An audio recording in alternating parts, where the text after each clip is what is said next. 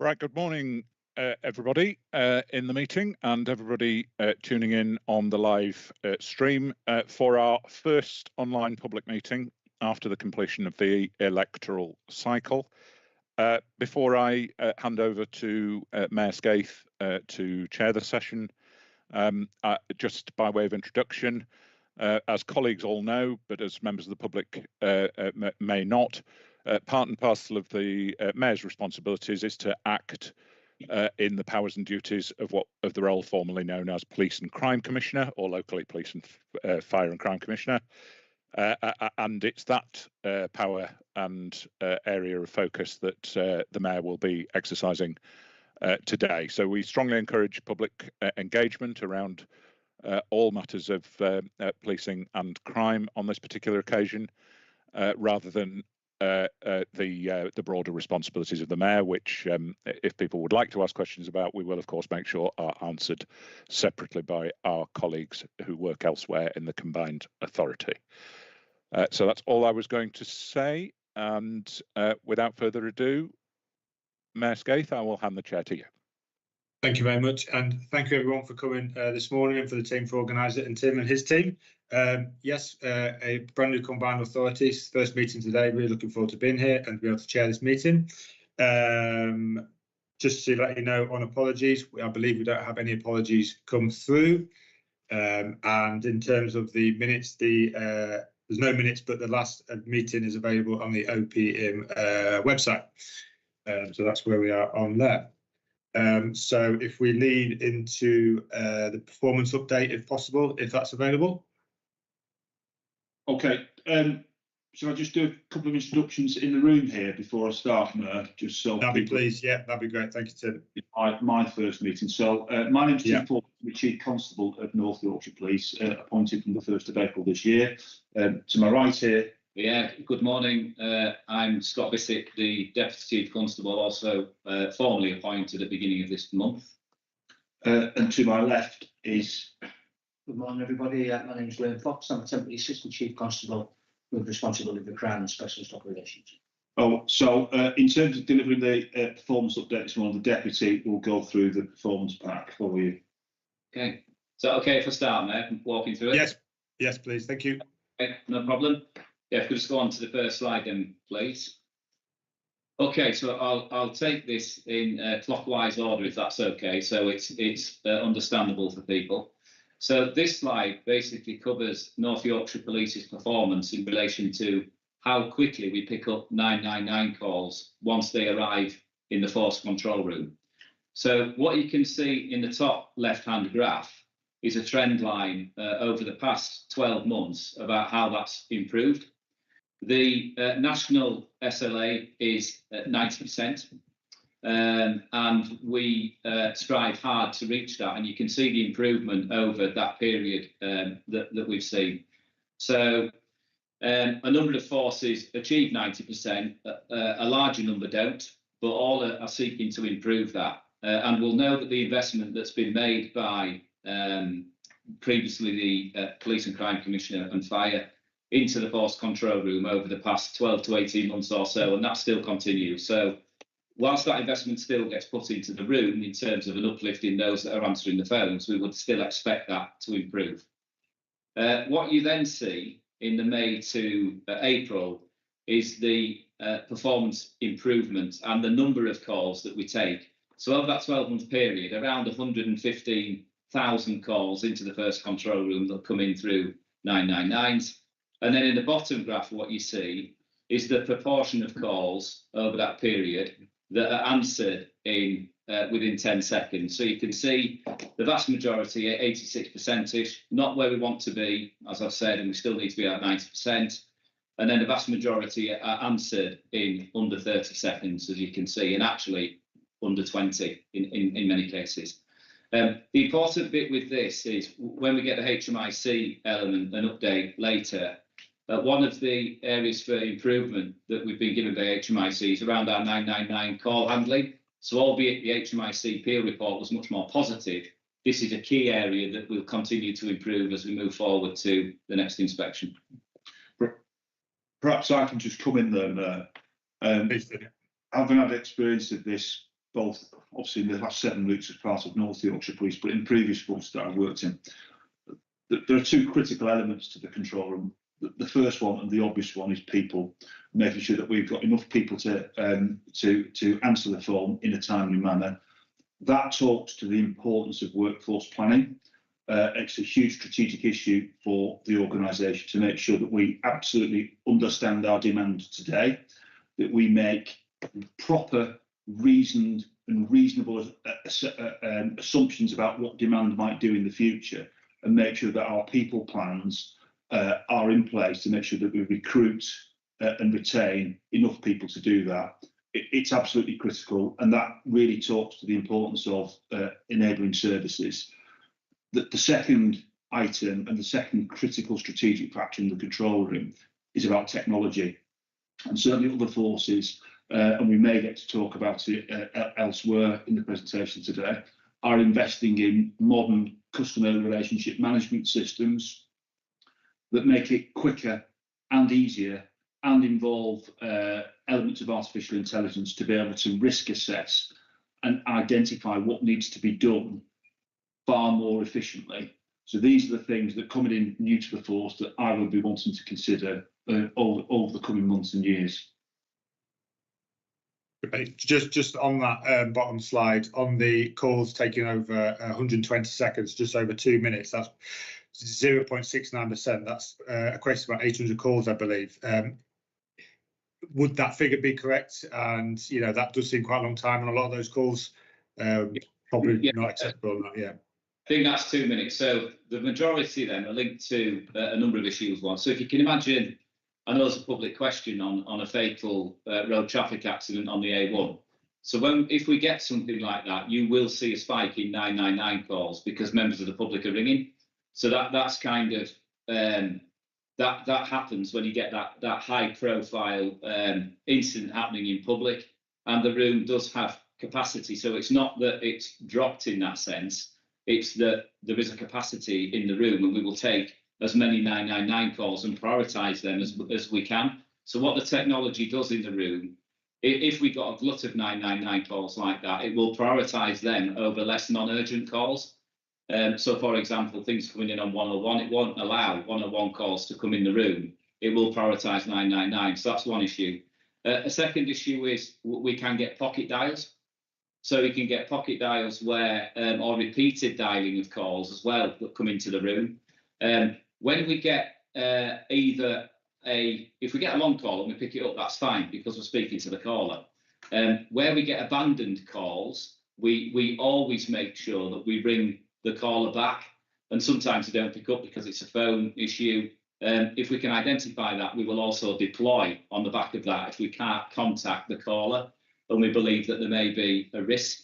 So there's quite a lot of reasons why you might see something over 2 minutes. It's not habitual, as you can see, but it might be because of the number of calls that are coming in one time in relation to perhaps 1 or 2 more serious incidents.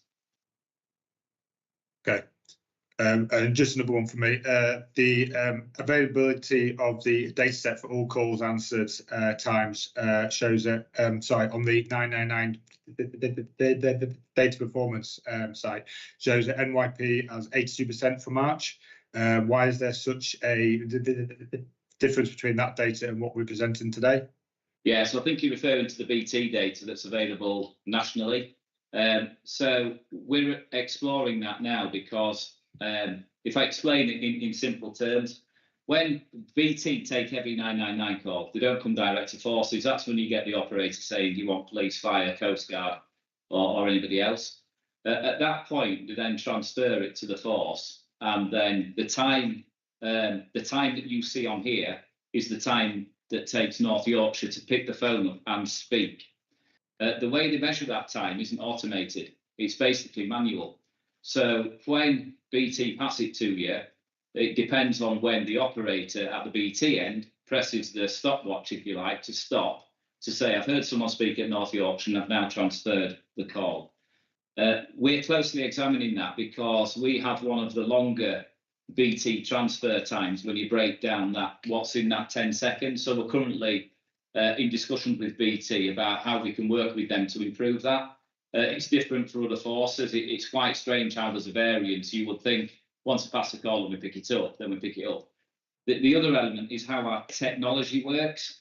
So there's no doubt about it. We discussed at a change board yesterday in Force. Our ICT infrastructure in the Force control room is due to be replaced. And this is one of the things we want to look at about how technology can help us remove the time that a 999 call takes to go around the system. And if we can improve that, as you can see, you are up against it if your target is 10 seconds. If you could take half a second or a second out on every call, your performance is absolutely then above that 90%.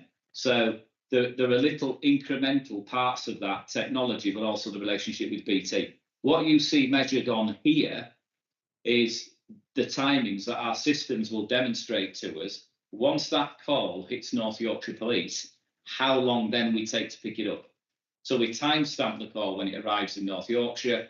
It's timestamped when we pick it up, and that's the time you see on here. But it's accounting for the time that BT take to stop the clock at their end, if that makes sense. That's fine. Thank you for that. Okay. Okay, can we move on to the next slide then? Thank you. So non-emergency calls. Now, you will see a change to reporting here from previous packs, and it's important I explain why. So more recently, the National Police Chiefs Council have introduced a different methodology nationally for how we should be measuring 101 and more broadly non-emergency calls. So there's 8 ways in which a non-emergency call can come into North Yorkshire Police.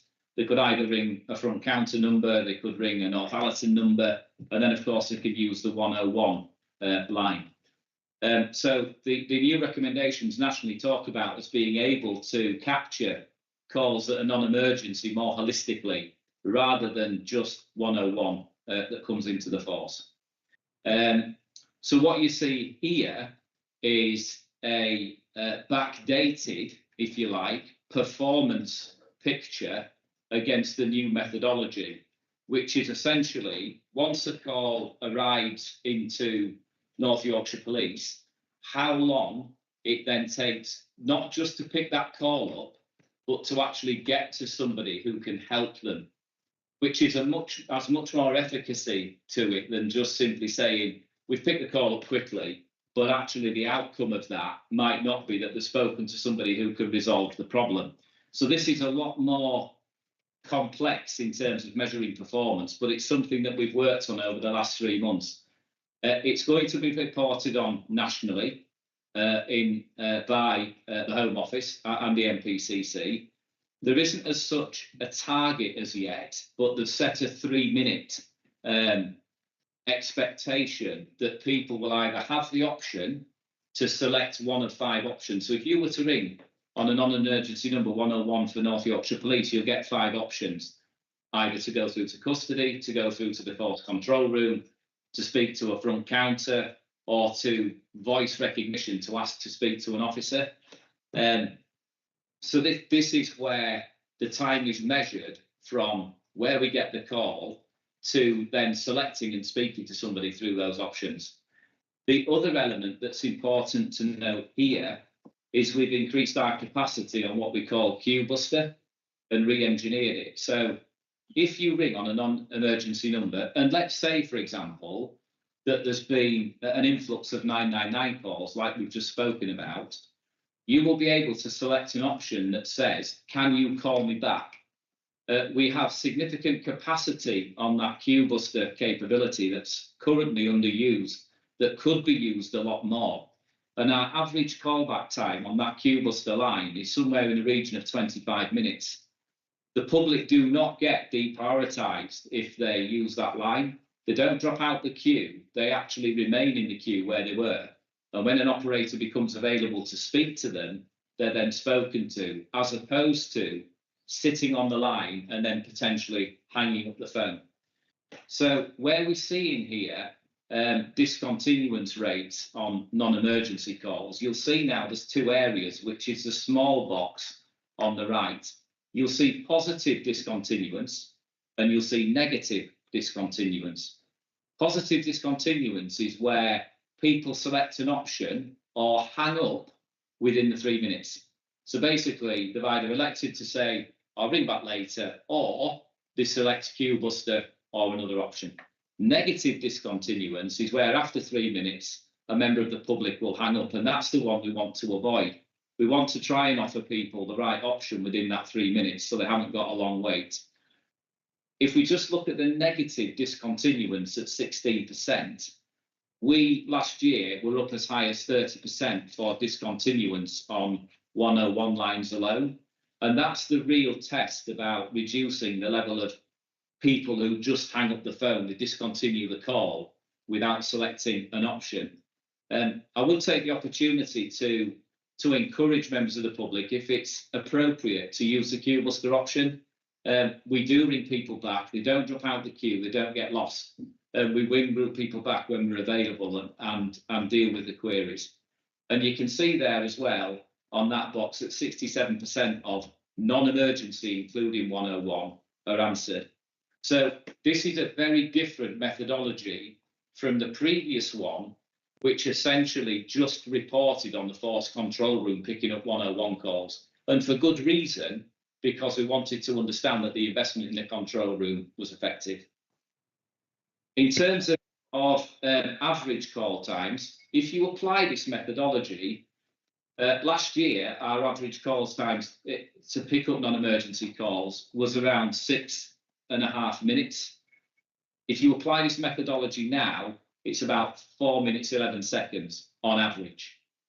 We've still got improvement to do, obviously, and the Chief has spoken about getting the resources right, strategic workforce planning right in the room.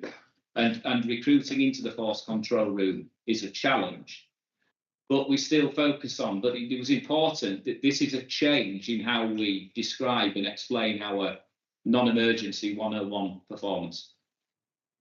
Right. And so can I just confirm what you said at the beginning? So that's why we have, because obviously we see in the bottom graph there that there are a lot of calls that are not answered for over 6 minutes. Yeah. Is that the point you raised at the beginning, and what and how can we obviously improve that and bring that down? Yeah, exactly. But I mean, so what we could do, some forces have a switchboard in place, and the switchboard will pick the phone up quickly, and you may demonstrate performance on here of, you know, we pick up a high proportion of calls in under a minute or under 2 minutes. That's not necessarily reflective of the quality of service that a member of the public is receiving. That's about how quickly you pick up the phone. That doesn't tell you, has the problem been resolved, and how quickly have they got them to somebody who can actually help and resolve the call. And the key element from HMI is your abandonment rate. So if you look at what His Majesty's Inspector at Constabulary are focusing on for forces, it's very much around the discontinuance rate. How you make sure callers get that service is incredibly important. What you don't want to see is a really high discontinuance or abandonment rate. And we're working hard to offer those options. So there's a real focus on the average time to answer and a low abandonment rate. Thank you very much. Next slide, if you can, if that's all right. Okay, so the first two slides talk about how quickly we pick up the phone. This slide talks about how quickly we arrive at the incident. And we have 3 incident gradings. We have, because of the nature of the force, if I think about a previous force I've worked in, you would just have 1 grading for immediate. But we don't here, we have 2, which is common nationally. We have an urban grading and we have a rural grading. You can see, if you go back over a year, that the difference between those 2 was fairly significant. We undertook some, that's the black line and the green line. So the black line being our response to immediate urban calls, so in the areas that count as urban, and that's nationally defined. And then the green line is the immediate rural. So they're the areas that are defined as rural, in line with the national definition. We undertook some demand-based work over last summer and into the autumn.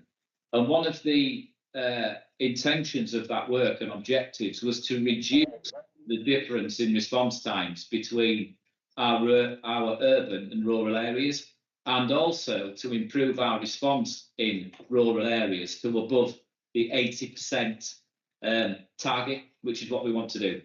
So what this graph tells you is we've been fairly consistently above 80% for a year in our urban areas, the black line, but in the rural areas, you can see the improvement basically from last summer.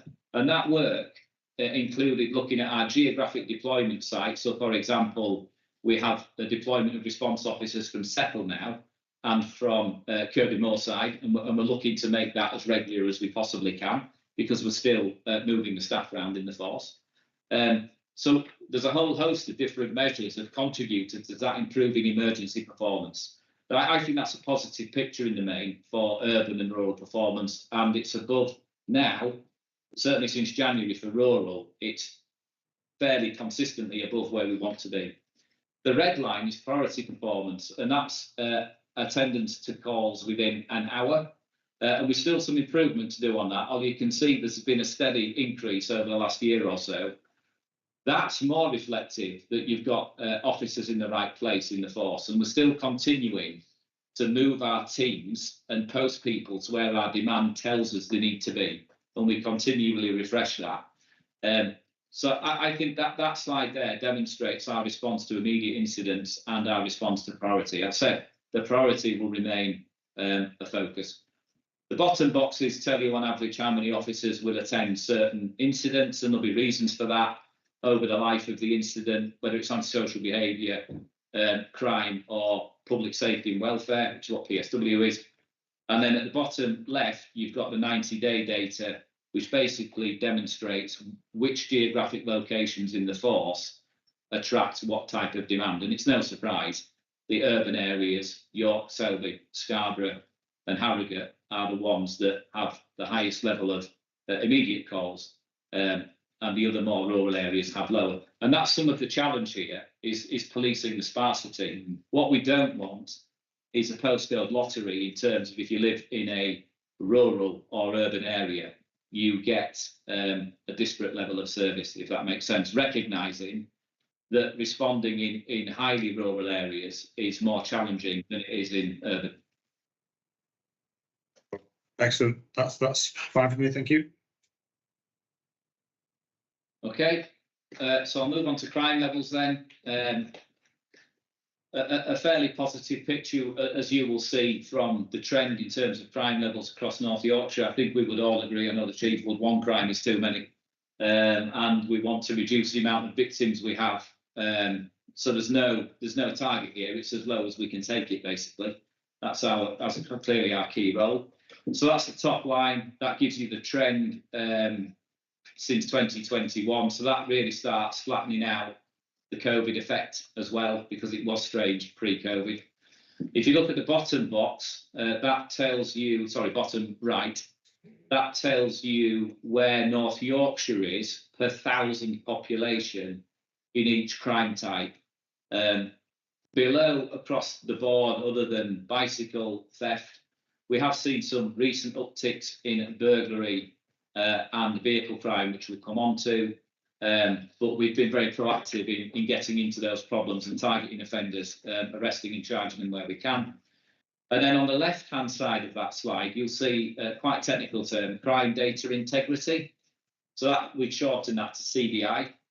Now, this is really important when the public are scrutinising us over how we're reporting crime, because this is about how accurately and effectively we translate an incident report into the appropriate crime record. That's really important. And what you'll see on there, for all crime, all reported crime, were 93.9%. That was reported by HMIC in their most recent Peel report. That's a very strong, good grading. And had we got to 94%, we would have been outstanding at crime recording. So that's what we're striving for. You'll see on there we're outstanding at reporting all violent offences at above 95%, and in terms of recording sexual offences above 96%. And we conduct a regular audit and challenge to make sure that we maintain that ethical high performance in terms of crime recording, so people can have trust in what we're saying. Just on the theft of cycles, I see we're very high there in NYP. What is being done to tackle this issue particularly? Yeah, so it's very focused in the York area, yeah, university and different places. So we have had dedicated operations through neighbourhood policing, providing a lot of crime prevention advice as well. So making sure where we can, they're locked. So there's dedicated operations, particularly around the university in York City Centre in terms of bicycle theft. Some of it appears on second market, eBay, Gumtree and that kind of stuff, and we do work in the kind of second-hand market. Some of it, I think, is retained by the people who steal them. So, but it's very focused around York in the main. Okay, excellent, thank you. Perhaps just add something just in terms of the overall crime rate. One of the things that I've been really keen on since the start of April is about improving our volume crime investigation performance, dealing with the number of outstanding suspects and progressing those crime investigations more efficiently and more effectively, and providing a better service to victims of crime. Just probably worth noting, in the last financial year, our overall outcome rate was 12.25% across the course of the year. So far this financial year, it's 16.8%, which is a really significant increase. But if you look at certain parts of the force, and most notably the Coastal Command, 21% of all crime has been resolved with a positive outcome. That's as good as anywhere in the country. And absolutely, our ambition is to deliver that level of consistency across the county. But it really is evidence of a significant improvement, an uplift. And I just wanted to highlight that to your attention. Thank you, Tim. Okay. Okay, I'm happy to move on to the next slide. Yeah, I should just stress there that crime data integrity is they are independent gradings.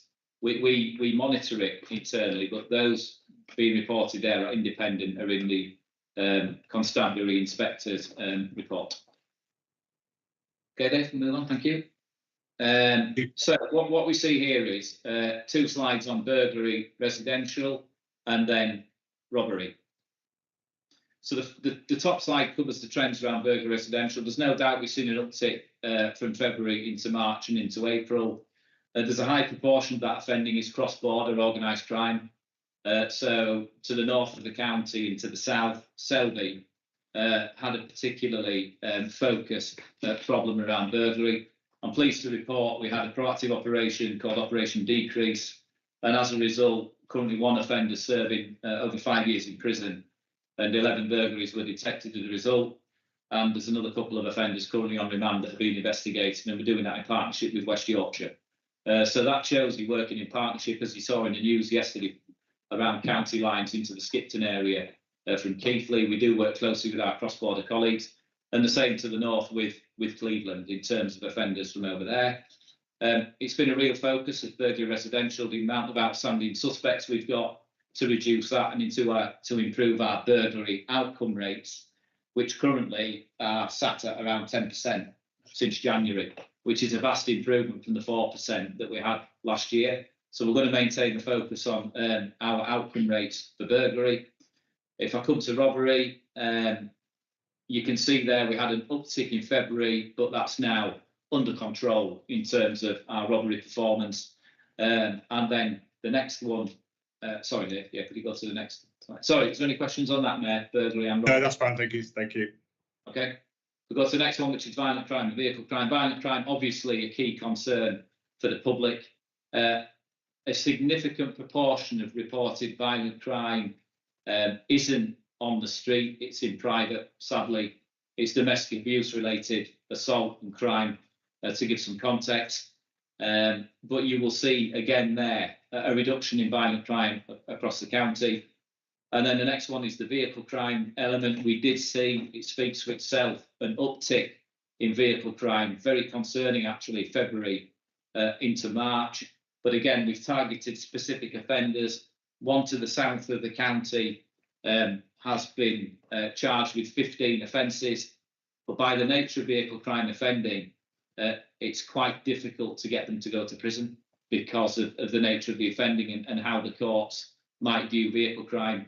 So that particular offender wasn't sent into custody, but we put a problem-solving plan around that individual to make sure that their offending was disrupted, and we still continue to do that. So vehicle crime isn't necessarily an offence type unless it's something else where they're in custody, which obviously controls the problem. It's a slightly more problematic crime type, but it's just about understanding your offenders and disrupting them. I think just on those two slides, it might be helpful to see the previous OPM performance. So how we compare it to this time as well. That might be quite good in future to have, if that would be possible. Yeah, I think we could work on that. Yeah, great, thank you. Next slide, please, if possible. Yeah, so the Chief's already mentioned this, which is, you know, if we get a crime committed, we need to detect it on behalf of the victim and hold the offender to account. So crime investigative outcomes. What the top slide shows you is where we have something called the CROMU, which is the Crime Record Management Unit, which is a very technical term. But essentially what they do is they apply administrative outcomes to crimes. And until that administrative outcome is applied, and there's a complex framework for that that's derived by Home Office counting rules, until that outcome's applied, you can't show that crime as positively detected. So what that top graph shows you there is the amount of crime outcomes that were sat in a queue. So if you go back, there was over 17,000 at the beginning of last year. We've now reduced that to about 3,500 with an ambition through some productivity and efficiency work to reduce that further. Because that means we're claiming timely detections and positive outcomes for victims. And obviously it reassures the public about how we're performing. The bottom graph shows you over the last 12 months what our crime outcomes have been, and very pleasingly that is on an upward trajectory. And if I could just say 16% on average, we want to get each of the other two commands to where the coastal command are, like Chief Constable has said. If we were in that region of 20%, I think that would be some of the highest in the country. And it's important to highlight that the vast majority of those are not, for example, offences which are taken into consideration. These are what we would call primary detections. That's a charge or an out of court outcome appropriately. So these are primary detections. So if we wanted to move that beyond the 20%, which is a fifth of all crime, then we need to exploit the opportunities for example, taken into consideration offences. But the important bit is we need to get a really solid performance around our primary detection rate. Excellent. Thank you very much for that one. That was great work on that. Well done. The national average is about 11% currently. Great stuff. Okay. Yeah, next up, thank you. Yeah, okay. So the next slide is one that focuses on stop and search. You'll appreciate a lot of public interest in stop and search, a very, very valuable tool for policing to use in the right circumstances where those grounds exist to search somebody for stolen property or items which they might be using to steal, break into a house or a car or weapons. So an incredibly powerful tool. I think the Chief and I are of the view we can do more. Definitely. Around proactive policing, because it's a really focused tool, but you have to provide the right intelligence and information to make sure we're legitimate in our use of stop and search. But I think we can use more if we reflect back on the burglary and vehicle crime problem, is to look at how we can increase our proactivity in that area. But what this slide talks to is basically the number of searches that are conducted by ethnicity. And what we do is compare that to the population makeup of the county, because what that might start describing is our disproportionate use of stop search. I don't believe we're disproportionate in our use of stop search. We have had certain areas previously where we've shown a higher proportion of stop searching people from ethnic minority communities. We've done an awful lot of work to understand that properly and to test our approach. What you'll see on the bottom graph, the bar chart, is by age. And I'm expecting a question, but I don't know if it'll come, about why do we search somebody under 10 years old? That did take place. That's not an error. It was in August of last year, and it was because we had a report the individual had a knife. So whether they're a child, that's more about their safety and others than it is about either an admin error or North Yorkshire Police are habitually searching children. And in 11 to 15, very similar, where the grounds exist, we have a lot of scrutiny around stop search independently. It goes to our strategic independent advisory group, and we also have a stop search scrutiny group that tests these. And the key with this is about officers accurately recording the grounds for why we stop search, and us testing those to make sure that they're proportionate. Yeah, that was my one concern on this, was we do seem to be searching a lot of children, and how are we safeguarding such young children? Yeah, we have an awful lot of training around it. Stop searches are conducted on body-worn video. So you'll have body-worn video as some level of independent assurance about what the officers are doing. We've heard the horror stories, haven't we, nationally, about officers searching young people. We have a very robust approach to this, and we do test the grounds, and we expect it to be on body-worn video. But there are times when we will need to do it because it's appropriate, and it in safeguarding young people, it might well be that we've got information that they might have something with them that could cause harm to them or others. Thank you for that. The next one, this data hasn't been refreshed for a while, but it's still worth just touching on. It hasn't been refreshed since June of last year due to low participant volumes, but this is essentially the public confidence element of the crime survey of England and Wales. So these surveys are sent out by central government. They ask all kinds of questions, and you'll know that they do a comparison between the level of crime that police are reporting and how the public feel, which is important in terms of perception. But an element of that also relates to the police, their local police. So you can see on there, if you go to the right-hand side of that table, North Yorkshire Police are the top force out of 43 for community understanding, the top for public confidence in terms of how the public feel. A lot more to do in that, a lot more to do, and we know why. That this isn't about being complacent, it's just demonstrating how the public feel, or certainly did through the survey. Fair treatment we need to improve on, and us and the council and our partners dealing with crime locally is another important element. And I know where that's you'll have a key focus in terms of commissioning and making sure us and our partners are working effectively together around community safety in localities. But that hasn't been refreshed for a while, but it's still in here because I think it's worth kind of pitching us where we are nationally on certain elements, because it also shows us where we are strong, but it shows us where we've got areas to improve, and we don't take any of that for granted. That's about effective policing service, investigating crime, arriving on time, and treating people with respect. So I don't know if there's any questions on that slide. Yeah, I was just going to say, do we know when this is going to be updated? As you said, this is slightly outdated now. Yeah, I think we don't. I think it normally every 6 months is when they run the survey, but it's not us or yourselves that run it. It's central government. So we just wait for that data. But I think moving forward, understanding the community confidence in our localities is fundamentally important.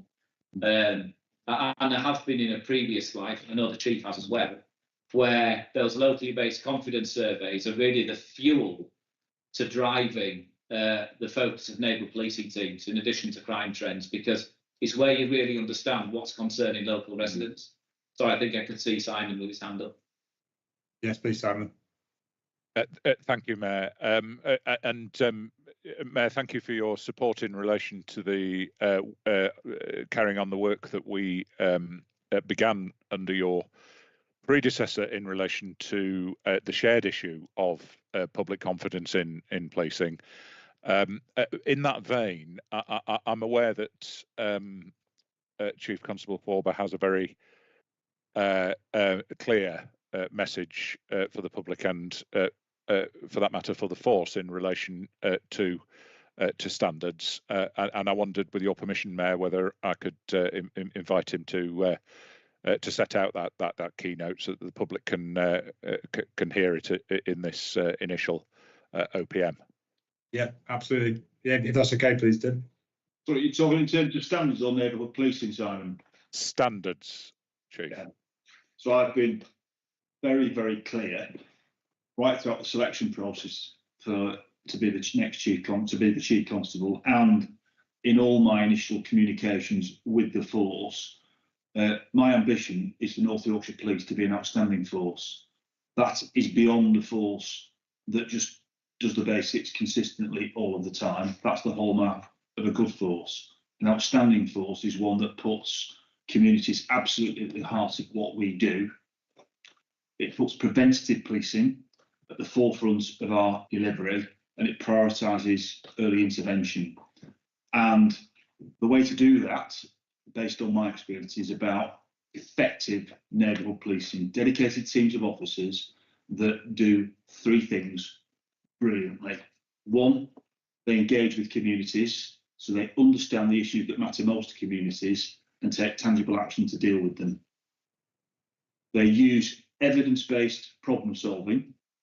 They look at what works both across North Yorkshire and in other forces to bring the very, very best of policing practice to bear on those issues. And they do that not to communities, they do it with communities. If you want to achieve that, and that is actually what I would describe the very, very clear example of policing by consent, you have to have police officers who hold the highest standards. So one of that is about policing with integrity, people who act fairly, act equitably all the time. But it's officers who never lose sight of that, both in terms of their personal integrity, the way that they appear, their standards, their general standards, and the way that they speak and care for the public. And the way that I encapsulate that in terms of my message to the force, it is this: all the data in the world, whether it's looking at victims' code and compliance with the victims' code, confidence data, it is absolutely great, and we absolutely must have that data to monitor progress. But you encapsulate the standard of service that I aspire for my officers and staff to provide in this, and it's very, very simple. If someone you care about, one of your loved ones, was the victim of crime tomorrow, what sort of service do you hope that he or she would get? That's the standard of service that we aspire to all the time. So that's what we're going to continue to do, both in terms of our leadership training, the development of a new set of force values and behaviours, the way that we develop neighbourhood policing over the course of the next year or two. And it manifests itself in very simple things about our uniform standards, our recruitment, our promotion, and all of that. So I think that just sets it out in general terms.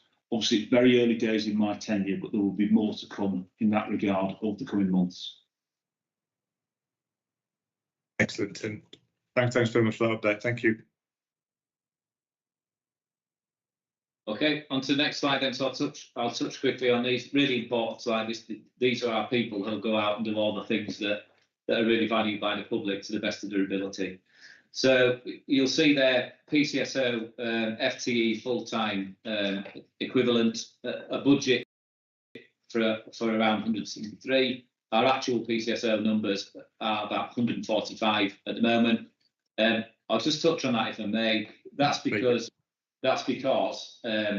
we want to be really, really confident moving forward that we have the right neighbourhood policing model in terms of a balance between visibility, problem solving and engagement, and enforcement to tackle those problematic offenders that we've spoken about earlier.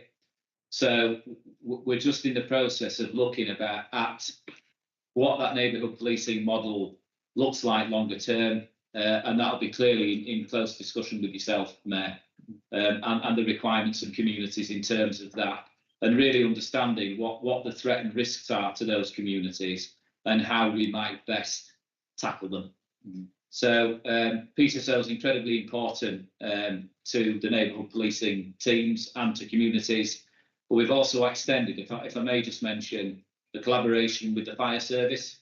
So around the public safety service and our engagement with rural communities to extend that service more widely across the county, which we look forward to discussing with fire colleagues and yourself as we move over summer and into the autumn. Absolutely. I think, Mayor, if I could just come on the back of that as well, again, just some initial observations. Having recently joined the force, I think North Yorkshire Police has a really good understanding of demand in relation to response policing.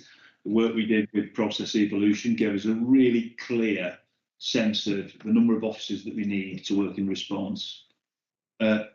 our understanding of the demand for investigating crime, I think, is less sophisticated. I think there's more work to do that, and I've already talked about the need to develop a volume crime management model that allows us to really identify trends in investigation, make sure that we provide a rapid, efficient service to the public, dealing with the day-to-day crimes that come into North Yorkshire Police. What I should say is, when I use the term volume, I do not mean to classify some crimes as minor crimes. When a victim is a victim of crime, it really matters. We've got to make sure that we provide the appropriate, efficient response. So there's work to do in that regard. But the area that I think is underdeveloped is really understanding what are the demands and what are the expectations of preventative policing in neighbourhoods.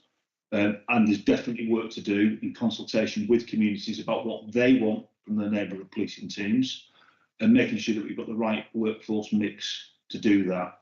And as the Deputy says, that's work that will be taking place over the next the coming months, and work that absolutely we would want to involve yourself in. Thank you, Tim. Thanks for that. Thank you. Oh, okay, so to touch on police officers, this is really important. The target's important because this is where currently under the police uplift programme centrally, we need to make sure that twice a year we have the appropriate number of police officers to make sure we don't lose funding. So you'll be aware of the 20,000 uplift to policing under the current government. We got a slight increase from where we should have been. Our baseline is 1645 police officers, but we said we could take more because other forces were struggling to recruit and bring them in. And in terms of achieving that national 20,000, we have, but that funding's not confirmed as permanent. So we need to make sure that we manage carefully, and we do, because we get retirees and people transfer out of force. So it's just about balancing that workforce mix throughout the year. In terms of workforce diversity, that remains a really important focus to increase the diversity of both police officers. Are fairly strong, actually, around the special constabulary, which isn't unusual. Special constabulary, in my view, reflecting on previous experience, very strong in North Yorkshire, a very strong culture of dedicated people. I spoke to one at an awards evening 2 nights ago who's done 30 years as a special constable, so a volunteer police officer, which is incredible in terms of service and dedication. Our police staff clearly vital in delivering policing. It's not just about officers, specials or PCSOs, and you can see the number of police staff there in the mix. And then, of course, I've just touched on PCSOs, but as a ready reckoner for the force, 690 police officers, 1,314 police staff, 81 special constabulary, and 168 volunteers who are also incredibly dedicated. And that also includes a number of police cadets. We have a very high proportion of cadets in policing and young people. And if there's any watching that would like to join us, then please apply, because they'll be very welcome. So very proud of our cadet cohort as well. Thank you very much. It's great. But the next slide just basically touches on what I've spoken about. Just to explain it a little bit, you'll see there's a difference between headcount, and I'm sorry if I feel like I'm preaching to the choir. There's a difference between headcount and FTE. So headcount is the number of people we have in the organisation, but they may be part-time. FTE, the full-time equivalent, and that's how we look at our police uplift numbers. So you can see from the green line, we'll have more headcount for that reason, part-time, than we will FTE. So I didn't want to confuse people with that, but you can also see how tightly we map our actual FTE against what's required to make sure we don't lose that funding from central government. But we have workforce plans throughout the year. We have a programme of recruitment into the force on different programmes, whether it be direct entry detective or whether it be on the degree apprenticeship, or now on the police constable entry programme, where you don't do a degree when you're here. It's like going back to one of the old entry routes. We have a blend to make sure we can attract people from diverse communities, depending on how they want to come into the service. Thank you very much. That's good. Thank you. No questions from me. Thank you. And then finally, this is a slide on our sickness absence. Regionally, we compare fairly favourably with other forces, but we have had a relatively high amount at the beginning of this year, and particularly in some of our key functions like the control room, where you could have 30 or 40 people on a shift and they're all together, and if one gets flu or coronavirus, because of course we don't test anymore, then it tends to spread fairly easily because they're not compartmentalised, they're all in a control room. That's been a concern recently that we've got a very close eye on. You can see the level of psychological sickness there. I think that's probably higher in reality in terms of mental health, PTSD. Police officers haven't always been the best at sticking the hand up around that and saying, I need help. We do provide an awful lot through our occupational health unit now, and we encourage people to seek help and identify particularly those high profile roles, child abuse, roads policing, and other very high profile roles that deal with a lot of trauma regularly, where they go through an annual review in terms of risk to identify that. But that lays out really the sickness position for the force. Do we have comparative figures to other police forces in the country and how we compare as NYP? Yeah, so it's not on here, it's normally on here actually. We do the regional forces, so we'll make sure that's on for next time. But up until this one, and I won't say we still do because I haven't got the data on this specific month, but we did comparably favour fairly strongly in terms of levels in other organisations. Thank you. And that's the end of the performance section. The only other question, sorry, I have on that is I believe there's normally a slide relating to mental health, but that wasn't on this time. Do we have reassurance that we'll have that as the next OPM? Sorry. Yeah, so that's normally a slide that describes the use of our 136 detention power. So that's where you've got a member of the public who looks to be at risk of immediate harm. We can exercise our Section 136 of the Mental Health Act to make sure they're taken to a place of safety.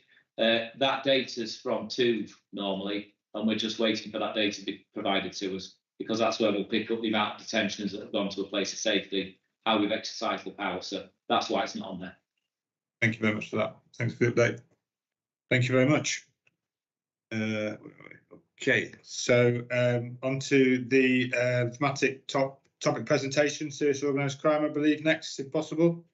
Okay, yeah, so we're going to do that. And Wayne, as SEC, with responsibility for specialist operations, which includes serious and organised crime, is going to take you through that. If you want to go to the first slide, then, Dave, please. Or second. So what I'll do is talk you through just how we'll come to agree the current control strategy for 2024. So the three themes that you will see are clear, hopefully for all, in terms of the thematics around neighbourhood crime, vulnerability, abuse, serious and organised crime. Obviously, the third of those strands I will go through in detail today. How we come to agree those key priorities is through strategic intelligence assessment.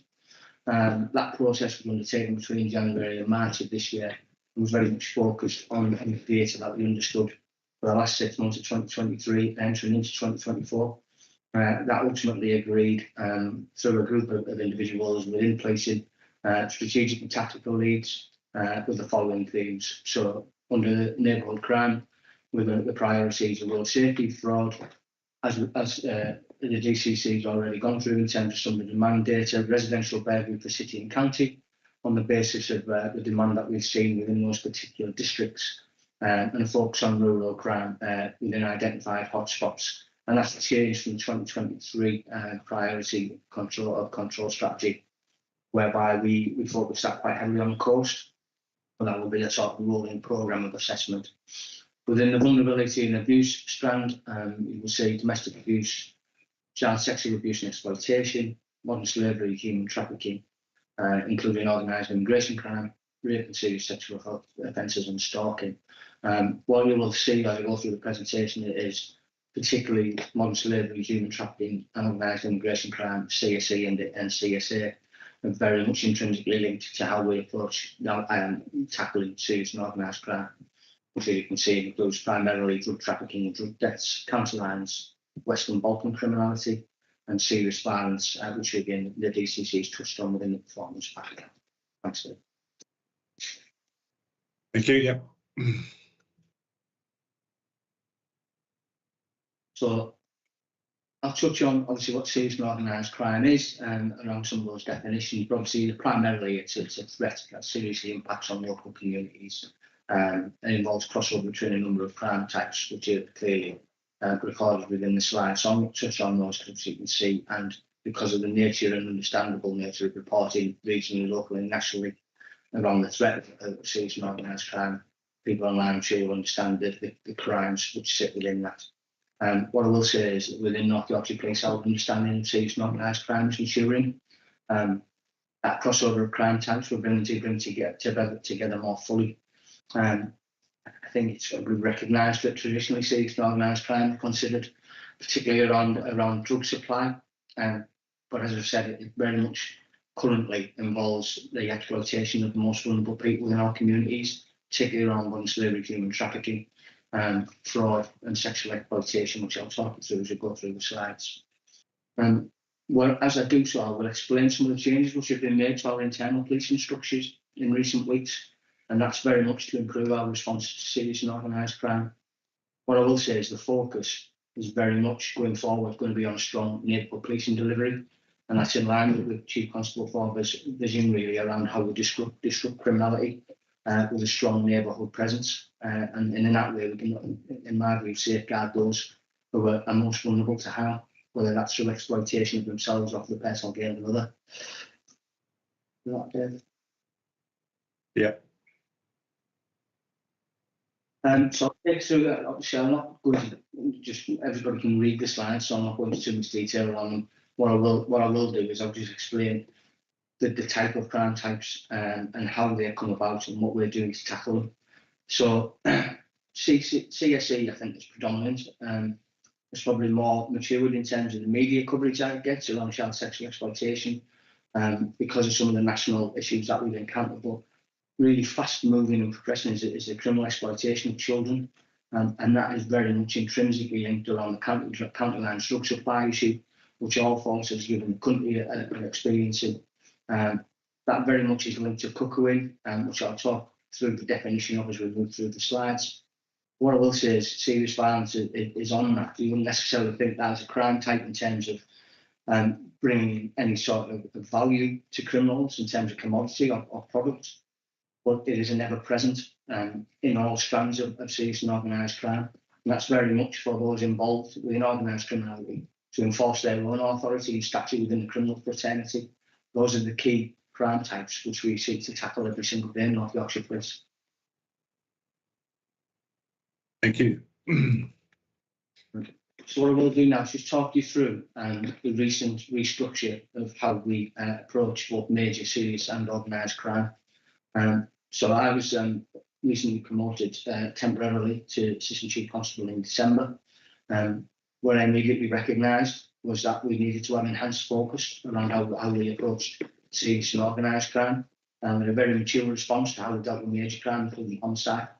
And on that basis, we've introduced a Detective Chief Inspector role, predominantly to manage our response to serious and organised crime. That's Detective Chief Inspector Fee McEwen. Under Fee's leadership will come the Economic Crime Unit, which tackles all things fraud. I'll come on and talk to our organised crime units and the type of strategies and approaches they take to tackle organised crime. What we've newly introduced is our Ops Entry team, which is a disruption team purely focused on organised criminality. That team will be up and running and ready to start within the communities which we serve at the end of this month. And we're very, very confident with that enhanced mature approach around our approaches to serious and organised crime, that we will make improvements to how we currently work. Notwithstanding, we are recognised as a strong performer regionally in terms of our approaches. We will see, I believe, that mature in the coming months. We will be subject to an inspection by HMICFRS colleagues, probably in the autumn, which will give us a clear and independent understanding of how well this approach is working. But it brings real confidence from me, particularly as the Assistant Chief Constable for Crime and Specialist Operations going forward. Can I just ask what homes means? That might be obvious to other people, but I'm not sure what homes means, sorry. Apologies, Mayor. So that side of the house is very much major crime driven. It's the system that we use to manage serious and complex investigation of homicide and major crime. It developed after the Yorkshire Ripper investigation in the end of the 1970s and 1980s, and the way that the card system for managing large inquiries failed, and the development of that computer system started on the back of that to where it is today. It's a very sophisticated computer system that's used for conducting major inquiries. Excellent. Simon, would you like to come in? Yes, could I take a slight risk here and see if I can articulate what it stands for, and then Chief Officer colleagues can tell me whether I've got it right. I think it stands for Home Office Large and Major Inquiry System. I think that's what it stands for. Very good. I am impressed, Simon. Taking over major crime some time ago, I did have to ask on day one the definition of that stood for. So thank you for that. Thanks for that. Next one, please. If you're done with that, thank you. So I'm going to talk to you about Project Alliance, which key to articulate is more than a brand. So I'm going to talk through the governance route in terms of how we manage and approach serious and organised crime with our partners. And whilst it does come under the header of Project Alliance, it will really demonstrate our approaches to tackling SOC in York and North Yorkshire.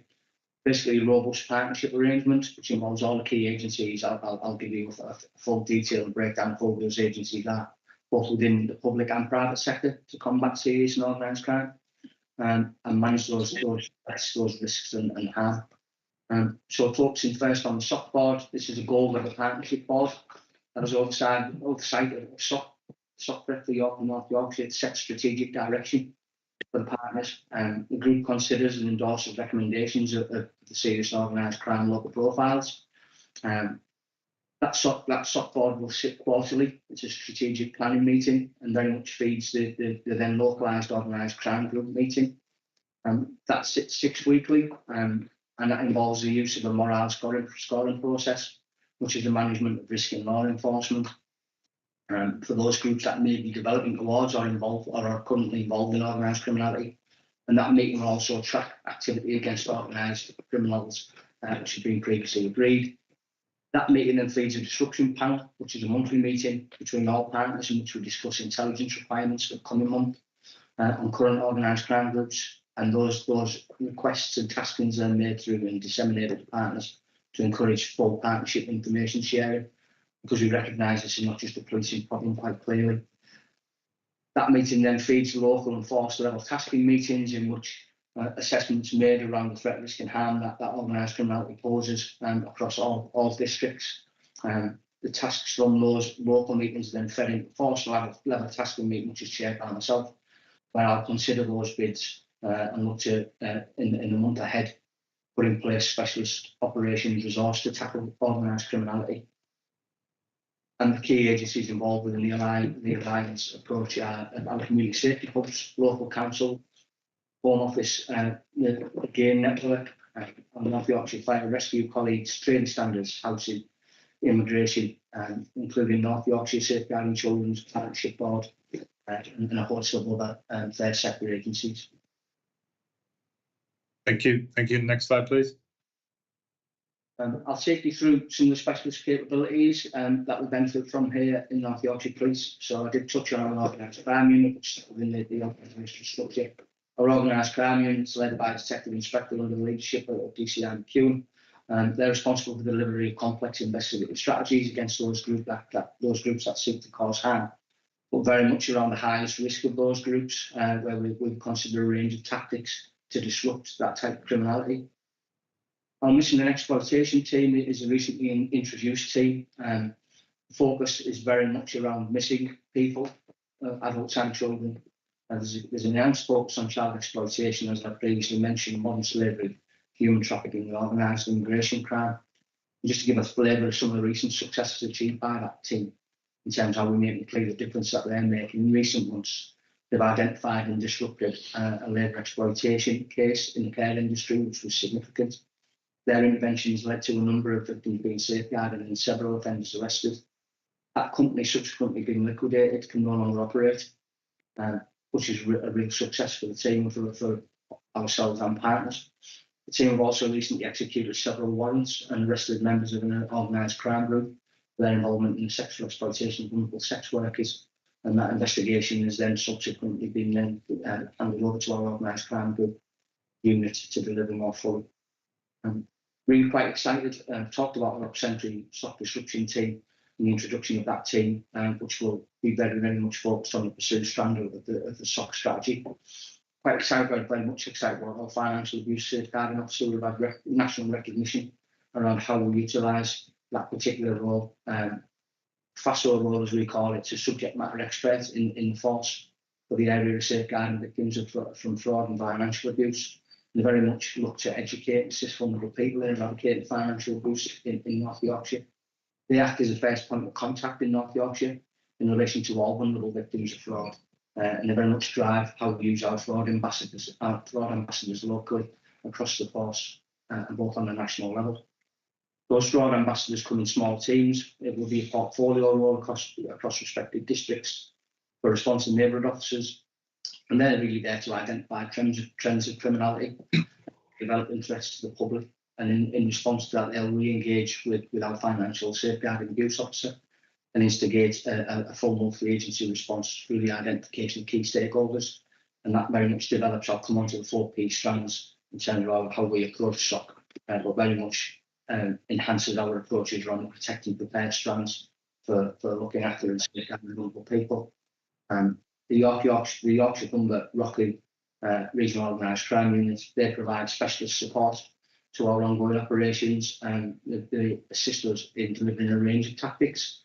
Just an example of that is a forensic accountant who will support our investigations around fraud, and a counter lines coordinator who will support us in everything we seek to do around disrupting counter lines.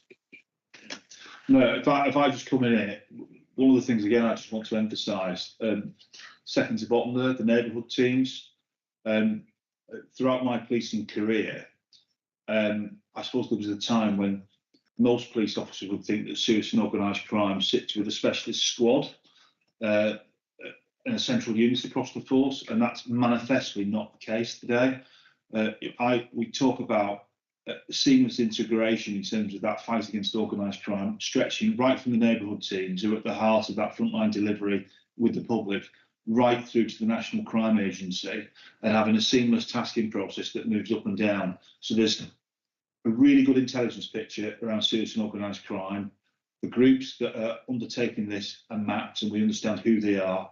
And there's absolute clarity of ownership between what's owned by, for example, the local neighbourhood team at Scarborough and what's owned by the National Crime Agency, and at every level in between. And there's absolute clarity about who's responsible for disrupting and where there is a very clear intelligence requirement, what that is. And that's very much how serious and organised crime must be tackled if it's to be done successfully. And I think that the footprint that we've got here in North Yorkshire Police is really strong, but certainly as we continue to build our neighbourhood policing capacity and capability, we intend to build on that. Thank you, Tim. Thanks for that. Just following on from Thank you. Changes to the structure, and that's very much around bringing forward our plans around neighbourhood inspectors being lead responsible officers. We've introduced within the refreshed structure a serious and organised crime tactical advisors who will very much act as a point of contact for the neighbourhood inspectors, because it's very much around, as I said, when we talked about the importance of neighbourhood within the structure, those low level disruptions. Because if we tackle it at that stage, I'll take you through on the next slide around how our mapping processes and grading of those. Early disruption is equally as important as some of the higher end disruptions that you see that lead to significant sentences for organised criminals, which the public rightly expect to see. What we maybe don't see as much is those low level disruptions that have really tackled that at an early stage. Next slide, please. So I will take you through some of the scoring process in terms of our current OCG picture. So you'll see there's 28 scored and mapped organised crime groups operating across North Yorkshire. And as I said, those are predominantly linked to drug supply. But again, county lines focused and very much intrinsically linked to the crime types I previously articulated. One of those organised crime groups is engaged in fraud, in fraud and exploiting vulnerable people. Again, modern slavery, human trafficking, drugs. DCC visits talked around our responses to burglary. One of the organised crime groups is one of those groups that were referred to previously around the cross-border criminality we were experiencing. I think what's positive to identify is that 19 organised crime groups were dismantled in the last year by North Yorkshire. We've got to see the things within those groups that were dismantled. Just around the scoring process and how we assess those groups. Again, it's down to the use of the morale tool, which is a tool to enable law enforcement agencies to understand strategic risk. And that ultimately feeds our strategic risk assessment process and in turn the tactical approach that we then adopt. I'm not going into too much detail around the scoring and grading mechanism. I don't think that's important for this forum, unless anybody has any questions around that. So yeah, the only question is what's it actually mean that the OCG is scored and mapped? What's the actual meaning of that in like layman's terms, I suppose? So in layman's terms, so the assessment process takes place with police and partners through the organised criminal meeting group once monthly. That will then bring out a score through three separate ways. So they come out, the risk score is very much around the risk presented, quite subjectively at that time. It's not about what's in place to mitigate that risk, it's a subjective view by police and partners of what we understand at that stage in terms of intelligence. That will give us a P grading. So the grading mechanism is P1 to 4. P1 is clearly being the more serious organised crime, which may impact on an international scale, and P4 being more a localised issue, but doesn't meet the national levels. And that will give us an organisational risk indicator from 1 to 5, which effectively describes how effective the organisation is currently placed to tackle the threat that's been identified. So once we understand that the P grading really in terms of the risk it potentially poses, whether that's locally, regionally, national or internationally, we'll then decide strategically and tactically how we tackle that. And just one of them, if may, you got 19 OCGs word dismantled. What does the 1 ml mean? What does 1 ml? It should be, I'm fairly confident that should be MS. Modern slavery. It probably title was modern slavery. Oh, months. Okay. No.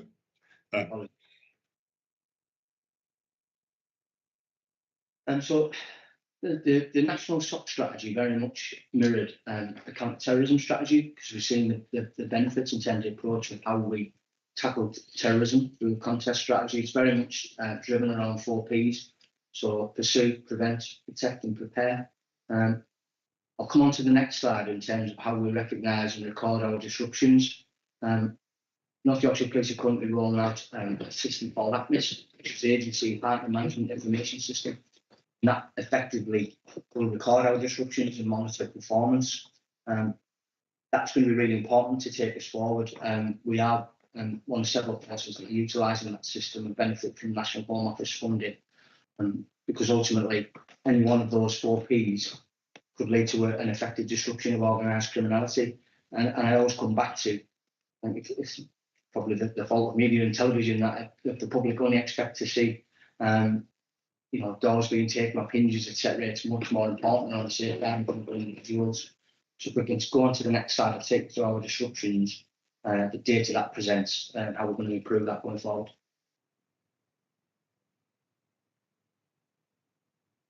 So this is just a flavour of our SOC disruptions. What's really key to say is that the disruption activity that's represented here with partners is likely to be much higher in reality because of the ineffective processes that we previously utilised in terms of how we record those disruptions. The introduction of that pattern system will give us a real enhanced and better understanding of where we're making a difference. I can go through some of the numbers, but again, this is very much just without going over the ground covered. This is very much around, when you look at the disruption type, those high numbers of warrants executed and searches, that is very much linked to your lead responsible officer at district levels and neighbourhood inspector driving that activity. You'll see there's 257 disruptions which are recorded throughout 23 and 24. The majority of those, as I say, coming back are minor. That is back to that neighbourhood policing having an effective grip and understanding of who your organised criminals are. Guns seized, thankfully, it says on there, I can't see that, this is where it comes back to our maybe ineffective recording. It says guns seized, can't see any data within that, but what I will do is come to a case study, which will explain where we have recovered firearms. You'll see 111 adults safeguarded, 23 children safeguarded, and that ATMIS activity records already start to pay dividends in terms of our understanding. Hopefully, the demonstration around the number of warrants executed at 132, and explicitly 52 years worth of sentences of serious organised criminals now being imprisoned, hopefully just paints the picture how seriously we take organised criminality and seek to tackle it. What I will come on to is our clear hold build sites at Barracliff and Clifton. Talk to you about them in terms of some of already the disruption activity we've seen in the clear phases of those. Unless there's any questions on any of the data that sits within the current disruption data. It's just number one for me, and I'm sure it's quite obvious to everyone else. But what does 5 open APMIS? What does APMIS stand for? Sorry, ATMIS. That's Agency and Police Management of Information System. Make a note of that. Thank you. So I talked briefly in the previous slide around the 4P approach and linked to the way in which we tackle terrorism. I'm just going to give a flavour really of some of the prevention opportunities that we're currently engaged with. This is very much driven again by local policing and our partners within the local police and supply department. So Operation Choice is a system of referrals to children and young people in North Yorkshire who are found to be in possession of drugs. And this is very much around that education piece. None of us in this room want to criminalise children, and that's the absolute last course of action we're able to take. This approach is very much around educating children as to the dangers of drugs, as is pretty much highlighted within the actual slide itself.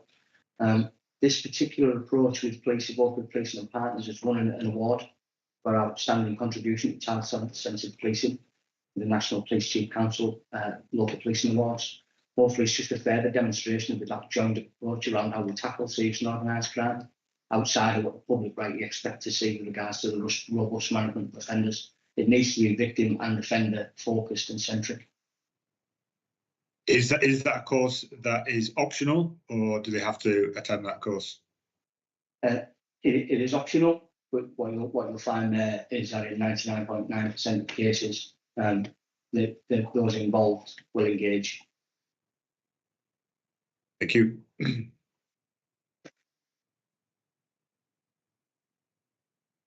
So Optivan talked around serious violence.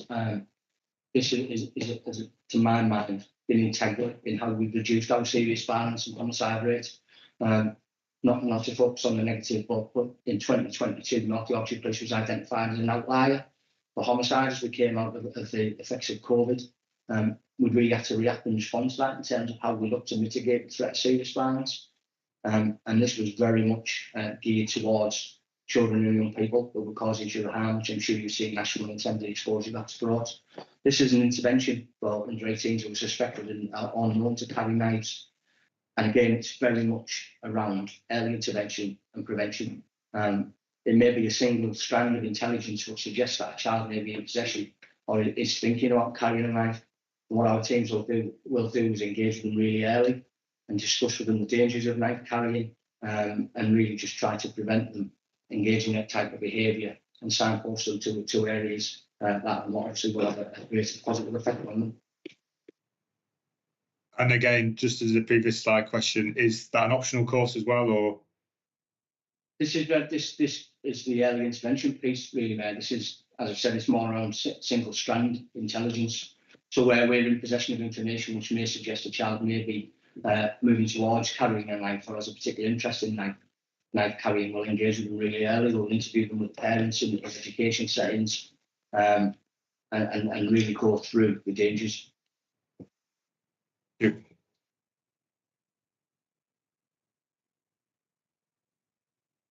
So the next project really is one I'm really quite passionate about and excited by in terms of where we currently are. So the second project very much around sports-based mentoring intervention for children and young people on the periphery of organised criminality. As we've said, the referrals can be made by police or partners. This is a really exciting project. So launched in 2020 in conjunction with North Yorkshire Sports, provides that mentoring intervention for children and young people. The mentors support young people in building resilience, social, emotional, mental, physical well-being, and developing their confidence and self-esteem. We talk to them about raising their aspirations and in a positive way around that, those real life-changing decisions that they make at such a young age. I'm really passionate about this. I brought up, I think it's always important to give your own background. I was brought up in a really underprivileged area of Middlesbrough and was taken under the wing of a local boxing coach. I've seen people go by the wayside, friends who I was at school with. I was very, very fortunate to be able to be taken under that individual's wing, taught discipline, taught right from wrong. This project is very much aimed in the same way of being able to benefit other children that I experienced from myself. And I'm really happy to say I've got 200 young people engaged with that second project. It's really important and really encouraging when we consider some of those life-changing opportunities it offers. Thank you. Yeah, looks good. The prevention opportunity, this is a project we've been running for some time, and again, it's achieved national recognition.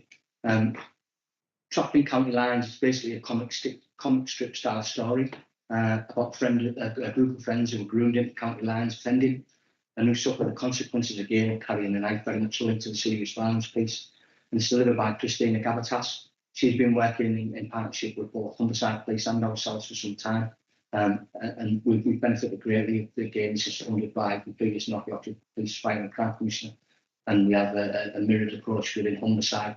It's had significant positive effects. Some of the feedback that we receive on a regular basis from head teachers and those in education is having a profound effect in terms of the children that it's delivered to.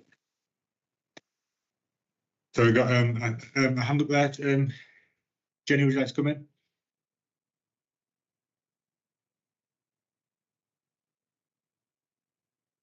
Sorry, you just on mute, sorry. I am on mute, apologies. I was just going to say, and Wayne did just mention that both Stepping Up and the Trapped in County Lines work is supported by your Community Fund and Community Safety Services and Serious Violence Fund, David, so it's just worth mentioning. Thank you. No, absolutely, really beneficial projects that were done within serious violence youth delivery, again on some of the grant funding, some of the teams that have been funded and delivered. Very, very exciting. I'll talk around Clear Hall Bill, which I've referenced previously in previous slides. This initiative aims to tackle organised criminality and again acting in neighbourhoods. It's about building community resilience, improving confidence and trust in the public to report criminality to the police and to partners, and about making safer areas across the York and North Yorkshire area. So I'll just talk just briefly around which each phase of that particular strategy and project will bring. So the clear phase involves targeted enforcement activity by policing, which will include arrests, warrants, execution and relentless disruption of organised criminality. Its members, their networks, their business interests, and the police will resolve how that are available to us to operate to create that safe space to begin restoring community confidence. Now that might take anything up to 12 months. We can't kid ourselves that we can do this in a week or a month. This is about long sustained pursuit and disruption, at which point we then work closely with our partners around the whole phase, and that will involve consolidating, stabilising that clear phase. It stops remaining OCG members from capitalising on the vacuums that have been created, and it improves again community confidence by working with members of the public. And a visible neighbourhood policing in a hotspot area is essential to the success of that particular phase. And the building phase of this particular project, again, is about involving a whole system approach to delivering community empowered interventions that will tackle crime going forward and exploitation of vulnerable people in areas. And we have sites in Barracliff and the Clifton areas where we're working our way through the clear phase. And as things currently stand, you will see lots of disruption activity in media support and exposure around that. That's quite exciting in terms of where we are currently with that, but clearly the ambition is to move that across into other areas of the force as we move through 2024 and 2025. Thank you for that. So the Clear Hall Bill phase, the whole process is driven by the SOC LP, which receives organised crime local profile. As I've said, I won't touch too much on this slide because the findings from those profiles in 2022 of how we were able to identify Clifton and Barracliff as the sites of greatest potential for North Yorkshire Police and Partners. Clifton Ward, obviously in York, Barracliff Estate in Scarborough, with the ambition to move that out to that process and strategy we've implemented across North York and North Yorkshire in the coming year.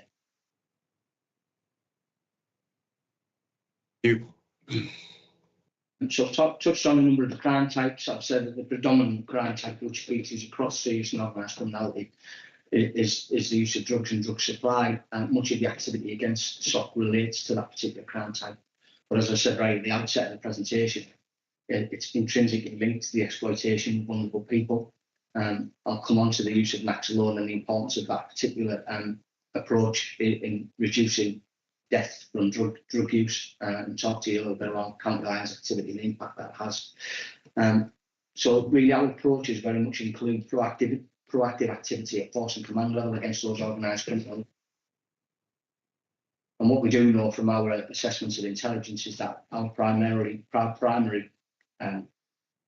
drug is cocaine in North Yorkshire, and it's very much driven around that prevention activity I've talked to you about in terms of some of the processes we have in place and the approach we take. And this is very much around activity with partners to safeguard vulnerable users and understand their underlying issues. Nitazene-laced heroin is linked to local, regional and national spikes in drug deaths, and North Yorkshire is no different from that, sadly. We have seen drug deaths from nitazene, and in order to encounter that threat and risk and safeguard vulnerable people, we've rolled out the use of Naxalone to prevent drug overdose and related death. We've trained significant numbers of officers with an ambition to train 250 currently, with an ambition to train more going forward, and how to use nitazene to counteract the effects. Naxalone to counteract the effects of nitazene.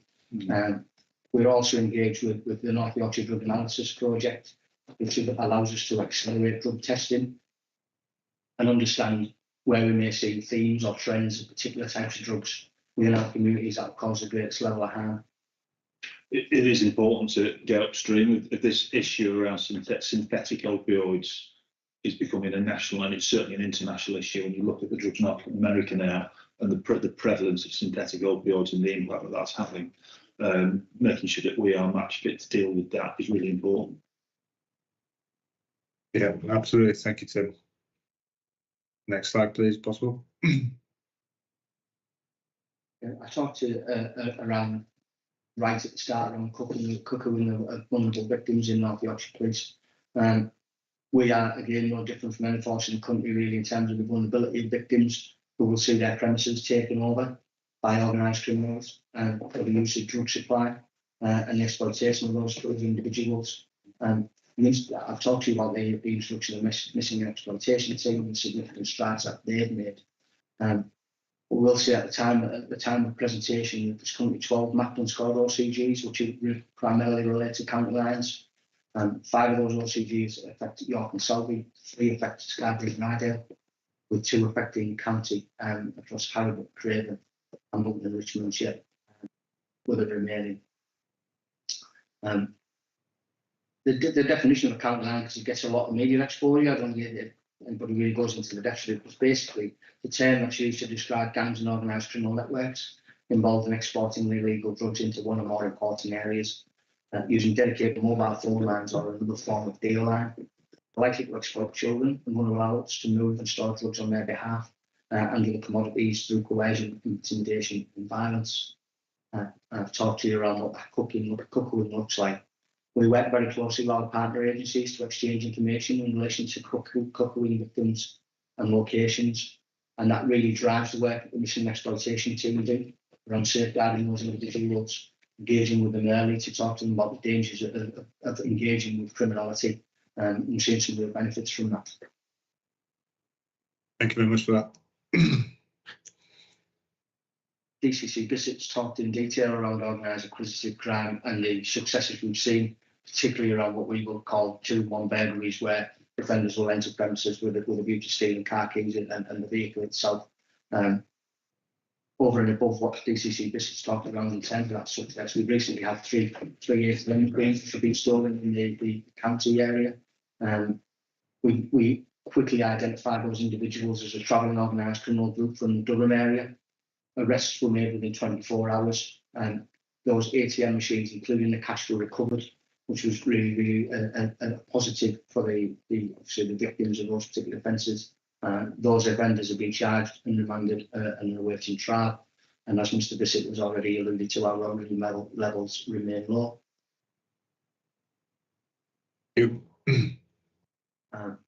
Moving on to modern slavery, human trafficking, and organised immigration crime. So there's been a significant increase in national referral mechanism submissions for people identified as being potential victims.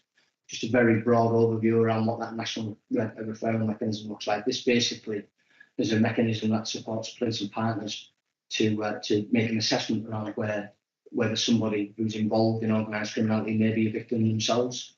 That will lead to an assessment being made by a moderator panel, which includes our missing exploitation team cohort. They will make a decision around a reasonable grounds decision, which is that early assessment of whether that's the reality, whether or not an individual is a victim of organised criminality through being coerced into behaving the way they are. That will ultimately then lead on to a conclusive grounds decision being made. Again, a real success with what we've seen with the introduction of the missing exploitation team as a reduction from 500 days to 50 in terms of that decision-making process around conclusive grounds, which again puts us out in front in terms of regionally around those timescales, which is a real positive for us because ultimately those individuals, far from being looked on as perpetrators, need to be considered as victims within their own right. They have a defence in legislation open to them, but it's more around safeguarding those as being vulnerable and ensuring they don't continue to be exploited.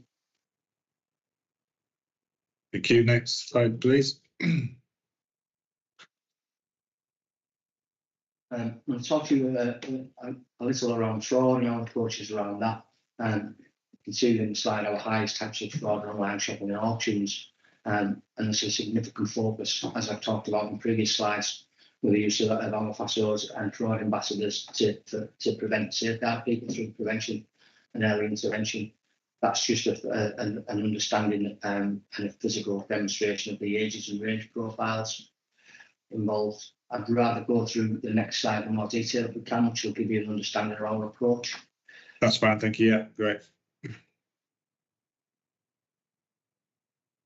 So again, we regionally recognise really in terms of our approach around prevention and intervention, as I've articulated, particularly through the use of our fraud ambassadors and our FASO approach. What I will go is just a little bit more detail over above what's recorded to the slide. Again, in terms of success of fraud protect, where in the last month alone has led to over £50,000 worth of refunds from banks being made to victims who've been subject to fraud. Within the material that's provided there, Operation Signature is something that we really utilise in conjunction with our partners.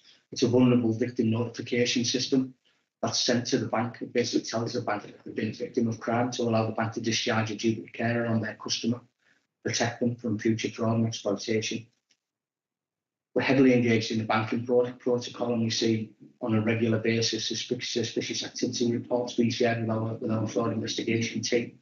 And that's very much about banking staff within that protocol recognising when a customer is requesting a cash withdrawal off bank transaction that looks out or is particularly high, being able to make immediate contact with police with a set protocol in place to ask specific questions and watch potential victims. officers are then allocated to respond to that call, and the pass over review all of the bank protocols that I flagged to them for further additional engagement with banks. And I'll just talk to you finally about True Call, which again I think is a real prevention opportunity for us that we utilise heavily. So True Call is a call blocker that allows calls to come through to potential victims from friends and family, but blocks unwelcome calls. It asks callers to identify themselves before it puts them through. And we have a number of devices that we can fit, and a number of systems that we fit to potential victims who are vulnerable to fraud.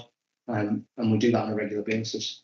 That's kind of a recommended device and support that police officers will provide to our economic crime units, and we do that in high numbers, which is not only really effective in terms of the potential for vulnerable victims being targeted.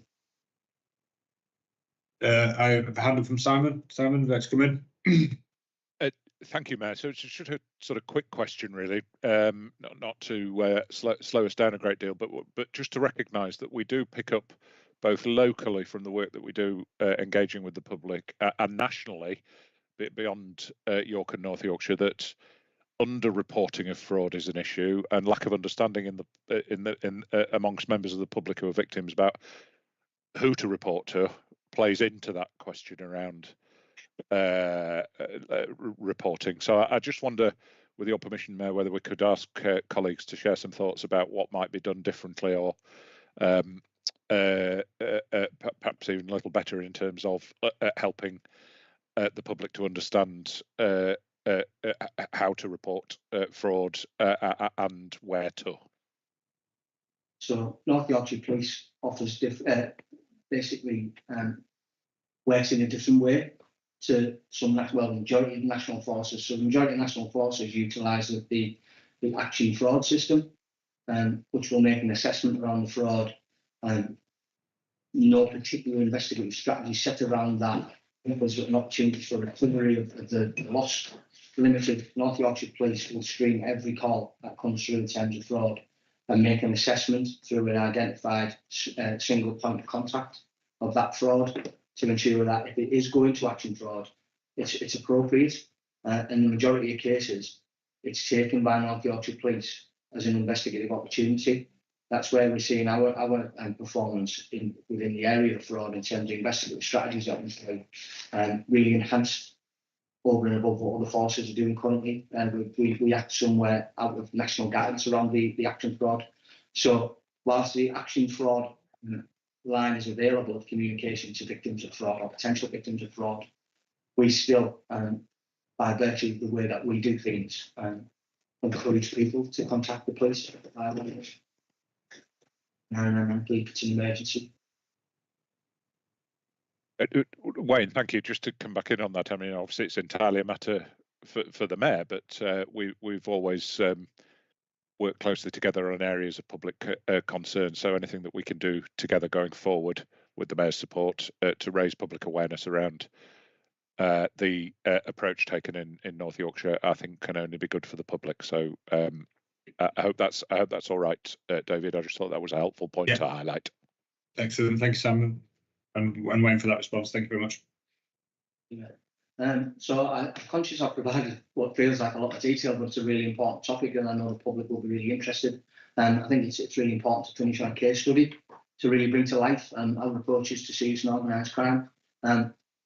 For understandable reason, I would hope this is quite light in terms of the actual material which is within the slides. So you'll understand the range of tactics that are available to us to tackle crime, particularly serious and organised crime. What I'll take you through is a chronology of events and how we disrupted this particular group. So Operation Needle commenced in January 2023, and that was following a series of violent incidents. It was basically one organised crime group who'd been identified as being in conflict with another. And an investigation was commenced by our organised crime units. On the 6th of January on 2023, we received intelligence to suggest that members of one organised crime group who was in conflict with a kidnapped a rival member. They'd stolen drugs and significant volumes of cash from his home address.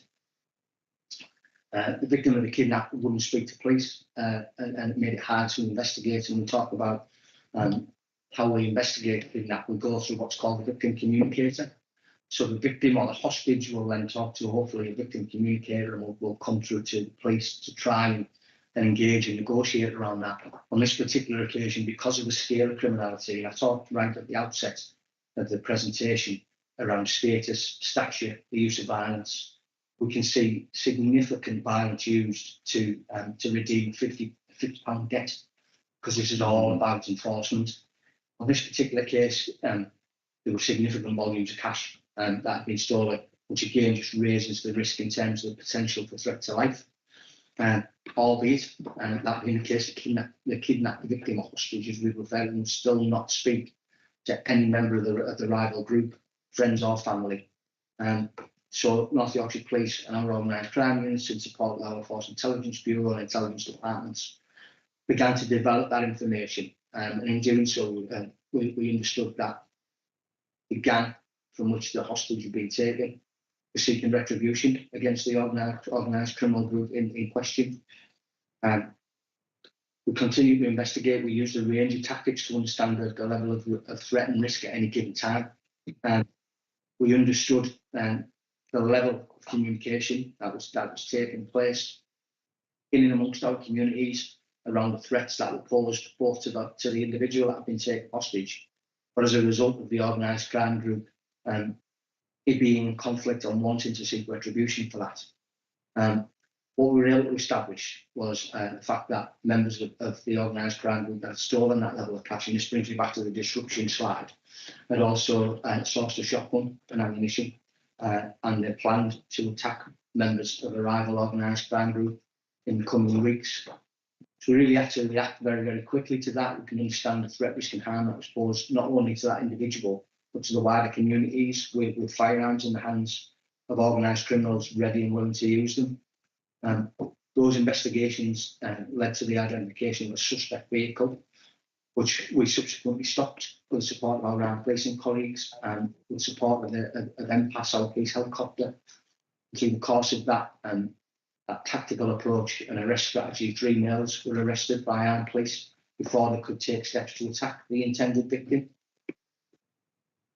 These are just some images on the next slide of that arrest, which demonstrate the scale and planning that went into that arrest and to that tip point that had been reached around firearms being on the roads of North Yorkshire, potentially to be used within conflicts of organised criminality, yes, but the risk that posed to members of the public that may have been caught up in what was planned. You will see an individual there being removed from the vehicle. That is the firearm that was recovered, along with ammunition. What's not on the images is also a significant volume of cash that was recovered. 3 occupants of the vehicle were subsequently sentenced, as you can see, in April 2024. The complexities of this type of investigation really are untold in terms of the timescales. That might seem like a long time, 14 months to get to trial. But you'll understand, I'm sure, just the scale of investigative activity that's required after that. The subsequent really significant sentences to safeguard our communities. One of those offenders receiving 10 years and 2 months imprisonment, 1 receiving 10 years and 8 months imprisonment, and a third receiving 3 years and 6 months. That wider investigation that I talk about led to the identification of another individual who was assisting that group in trying to complete the commission of that planned offence, and he was jailed for 19 months. And that whole approach was then subsequently adopted within the Project Alliance governance group. There was a review of the approach, that intelligence gains and the development of that, and then future safeguarding strategies and tactical approaches were in place with partners. Hope that's a demonstration really in terms of everything I've talked about in the preceding slides coming to fruition to mitigate the threat to organised crime. Thank you very much for that. Excellent. Thank you very much. I'm very good. If there's just one final point I'd just like to make, just since it's a public meeting, is the fight against tackling serious and organised crime. It's one that absolutely has to be done with the community, and you will have picked up right throughout that very detailed presentation the importance of intelligence. And I never ever miss the opportunity to appeal to the public. Is if you know about the sort of criminality taking place in your communities, you must contact us. You can contact us on 101. We can protect people's identity. If you want to, you can contact Crime Stoppers either online or on 0800 555 111. But it is really important that the public work with us on this, because we are here, we are on their side, and we intend to deal with this sort of criminality in their communities. Thank you, Tim. Thanks for that. And excellent update. Thank you there for that. I'm a bit conscious of time that we are running over slightly. So just into one of this spotlight questions for me, if that's okay. Action against drink spiking. The National Week Against Drink Spiking was the 18th to the 24th of March. Sorry. What are the NYP stats on spiking? Have these changed since and around Anti-Spiking Week? What actions were taken as part of the NYP involvement in tackling spiking, and how will the NYP continue to protect people from being spiked, if possible? Thank you. Thank you, Mayor. So, relatively, throughout last year, the numbers of reported spiking incidents are relatively low. There's 141 incidents across the entirety of the past 12 months. We had 17 in March, 14 in April. Which is actually higher than I look on the average of most months across the course of last year. But when you have a publicity campaign, that does tend to follow. In terms of what do we do about it? Well, we follow up all reports of spiking at licensed premises. It's really, I place great importance on the running of licensed premises in terms of preventing spiking. And much of our focus around that contact with licensed premises is about what is about licensees, the staff at licensed premises, understanding who might be vulnerable to this and taking action to protect them within the premises.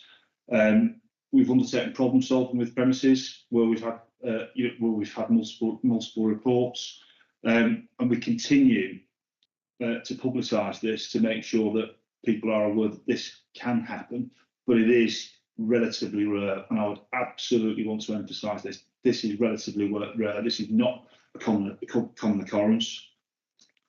When I talk about how the premises protect themselves, it's about promoting signage. It's about a process that discourages people from leaving drinks unattended, from taking drinks from strangers. It's a whole venue approach where you get the staff working and communicating together to understand the context of spiking. So we'll continue, in terms of what we're going to continue to do, we will continue to do that. Most of this always takes place within the licensed premises, particularly within the nighttime economy, and that partnership with licensees as part of our broader licensing strategy is really, really important. Thank you, Tim. Thanks for answering that. Thank you very much. Next point is the HMICFRS inspection. I believe that's a verbal update, is it? I believe we don't have a presentation, I think. Scott? Yeah, thank you. Yeah, there was a presentation at the last OPM there, and I think what we'll touch on here is our internal governance has been revisited in the early months of the year. There's no doubt about it that the force showed dramatic improvement from a previous poor report, as was demonstrated at the back end of last autumn. But we can't rest on our laurels, and we haven't.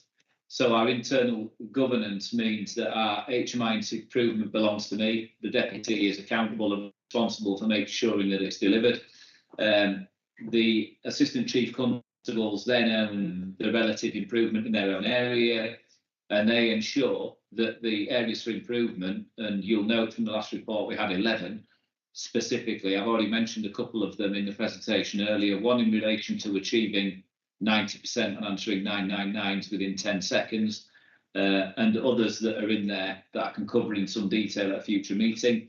Both ACCs have those in their portfolios. They ensure that the requisite activity is conducted against them, and the risk and assurance board that I then chair, from a governance perspective, tests that we're delivering as we should be. And that was one of the major factors in the force getting into the position it originally did, by not tracking the activity against the characteristics of good from the inspectorate. Ultimately, the chief constable asks for a quarterly update on risk, which I provide. If I need to provide it outside of that rhythm, then of course I do. And it's raised at chief officer meeting weekly. And whether that be an issue of process, technology or resourcing, we look to address it. So I think it's important now. I've seen the tenor of some of the public questions. We are one of 13 forces currently to have had an HMIP inspection. And if you look at the gradings that the force achieved, it is very favourable compared to the rest. But we benchmark ourselves against ourselves, and the chief's been very clear about wanting to be an outstanding force. And that's in the eyes of the inspectorate and, importantly, in the eyes of the public and our people. So the journey continues. I'm really happy to provide a further detailed update on the 11 AFIs. There's a wider inspectorate and third-party reporting landscape that we also need to focus on. It isn't solely about HMI. There's internal audit, national child protection inspection recommendations, custody. There's a whole host of different parts of activity that we need to make sure we're focused on. And members of your office have an invite to the Risk and Assurance Board and regularly attend in terms of governance. Excellent. Thank you very much for that. Just like to say, personally, for me, we're looking forward to working with you going forward. Obviously, I'm brand new to this role, only 10 days in, but look forward to working with your team. Thank you very much for that presentation, and I'm sure we can do some fantastic things in our region. Now going into public questions, I believe. We can have those on the screen. Obviously, first one, Tim from Harrogate, illegal vehicles. We can all see this. Is a police officer allowed to knowingly and complicitly allow a vehicle to be driven on UK roads without any tax, MOT, or insurance? Well, clearly, driving a vehicle on the road in the UK without tax, MOT, or insurance, or all three, is illegal. However, my understanding is that this particular question relates to an ongoing investigation, so I won't be commenting on it any further in the public forum. Thank you. Next one, please. Mr. Wilson Thirsk, London protest incident. Sorry, what is your opinion on the police action versions? Jewish man accused of being openly Jewish on the streets of the UK. What action should be taken against the police? I'm not calling it officers because they're not commissioned officers concerned. Okay. Well, this has obviously been well publicised in the news and relates to an incident within the Metropolitan Police area. I'm only furnished with the facts as I've read them in the media, the same as everyone else. So I would never comment on an incident that took place in another police area. That's a matter for the Metropolitan Police Commissioner, and I understand that he's spoken nationally in the media about this issue on a number of occasions. But what I would say more broadly about protests, particularly related to the conflict in the Middle East at the moment, we recognise that there's tensions across communities in this regard, and we have undertaken a community intelligence assessment. We've liaised with communities throughout North Yorkshire. It's really important that we understand those sensitive tensions and that we work with communities through visible policing and engaging in those communities to make sure that people feel safe. As regards the policing of protests, we're very experienced at policing protest, and we always take a human rights approach, and it's always about balancing the rights of those who wish to protest. We live in a democracy, and the right to protest is very, very important, and as a public organisation, we've got a positive duty to make sure that we facilitate peaceful protest. That has to be balanced against the rights of those affected by that protest. It's a balancing act. We have some very experienced commanders who undertake a very, very structured approach to this, and we'll continue to do that as we move across the coming months. Thank you.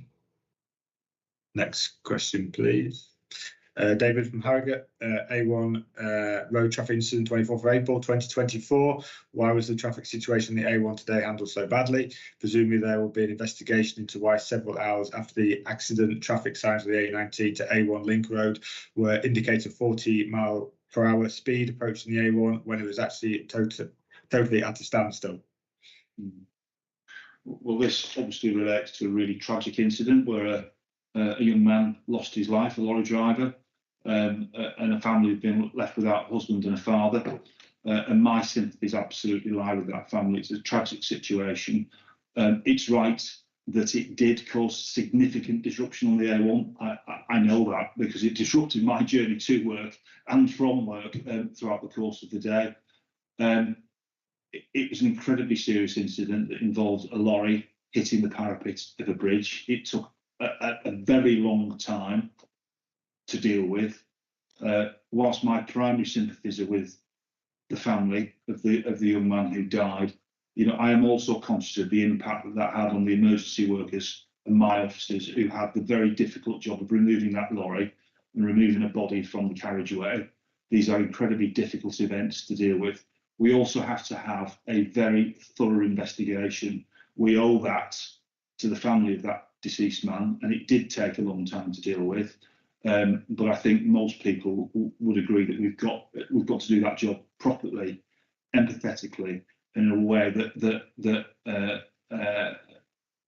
makes sure that the family are informed exactly what happened on that occasion. So that's probably what I'll say on that matter. Thank you very much, Tim. Next question, please. Gwen, accounts and transparency. When and in what way will?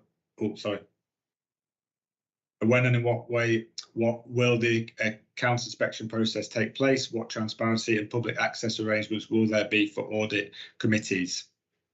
Okay, so we're working towards the legislative date to complete the draft statement of accounts, and they'll be published on our website. And the day after the accounts are published, notice will be given for a 6-week period between 9 AM and 4:30 PM that anyone who is interested may inspect the accounts and make copies of the accounts of the Chief Constable for the period ended 6th of May 2024 and any of the supporting documents. It should be noted that because of the transition to the York and North Yorkshire Combined Authority, there's an extended end of the financial year from the 7th of May 2024. And those accounts will be available for inspection at the offices where they're normally kept, and that's police headquarters at Alberton Court in Northallerton. Thank you. Simon, would you like to come in on that there as well? Thank you, Mayor. Yes, and the Chief's absolutely right. I just wanted to add to the answer. Really, the extension of the financial year that took place in the York and North Yorkshire transfer order is actually a shorter extension than has been the case in other transfers of PCC functions. So it is going to be a significant challenge to meet the revised deadlines, and I'm sure you won't mind, Mayor, or for that matter, Chief Constable, if I just pay a tribute in advance to colleagues who are working very hard to meet what is an extremely challenging deadline anyway, that is essentially a month earlier than would have been the case if the deadline had been shifted in the way that it was in other areas. Yeah, I don't agree with that. But I think the fundamental point is, at a point in the future, our accounts will be published and will be transparent and available to the public to inspect. Thank you very much for that update. Thank you both. Next question, please. Gwen, accounts and transparency. How can it be acceptable for an update on the GRIM and improving HMICFRS inspection to particularly and to us to have zero facts and verbal report only? I hope now this is all in local government remit, we can get evidence, not verbal assurances. Welcome to the new Mayor and CC. With these two forces coming within local government remit, now may I ask if when a view of the democratic governance and transparency will be undertaken to bring these services more into line with local government standards, including audit? As an initial proposal, may I ask for a forward plan, all reports written as expected in good local government, I believe, include background papers, never verbal, e.g. how can you be scrutinised on your HMICFRS action plan when it isn't presented? Okay, well, I think where do I start? Firstly, I think as the Deputy's made clear, in terms of the most recent HMIC report, when you compare the latest inspection criteria that's been applied through the latest round of inspections, North Yorkshire Police compares very favourably with other forces that have been inspected. That is due to a huge amount of hard work by the officers, staff and volunteers of North Yorkshire Police. And that said, we recognise that there is more work to do. And I've been very, very clear with the force. Being a good force is the minimum expectation the public have. And my ambition as the Chief Constable is for us to be outstanding. We've explained here that we've got very, very clear governance around that. And aside from the conversations that we have here in the public forum, you will know, and certainly your colleagues from the office will know, that this is discussed in a number of forums where I, as the Chief Constable, am held to account in terms of our delivery of HMIC areas for improvement. Just as regards to the second point, absolutely now the functions of the former Police Crime Commissioner are consumed within the combined authority, and it's now for yourself, Mayor, to hold me to account for delivery of an efficient police service. But in terms of North Yorkshire Police, we're not within a local government remit, and we never have been. It's a corporation sole, and as Chief Constable, I have unfettered operational independence to make those decisions about how and where we deploy resources and what we investigate across the force. And that's always been the case, and we'll continue in that. That said, we want to be as transparent as possible. We want to make sure that we provide you with the proper information for you to be able to hold us to account.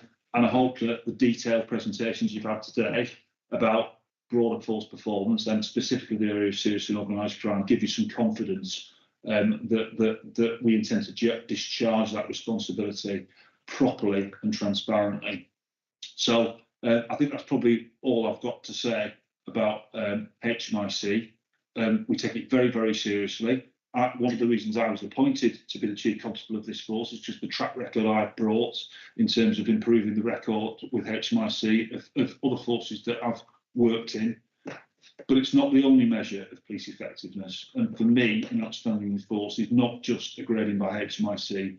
It's about the measure of confidence that the public have in us, and also that yourself, as Mayor, have confidence in us, and that the people, the very, very brilliant officers, staff and volunteers that work with North Yorkshire Police have confidence in us as a leadership team.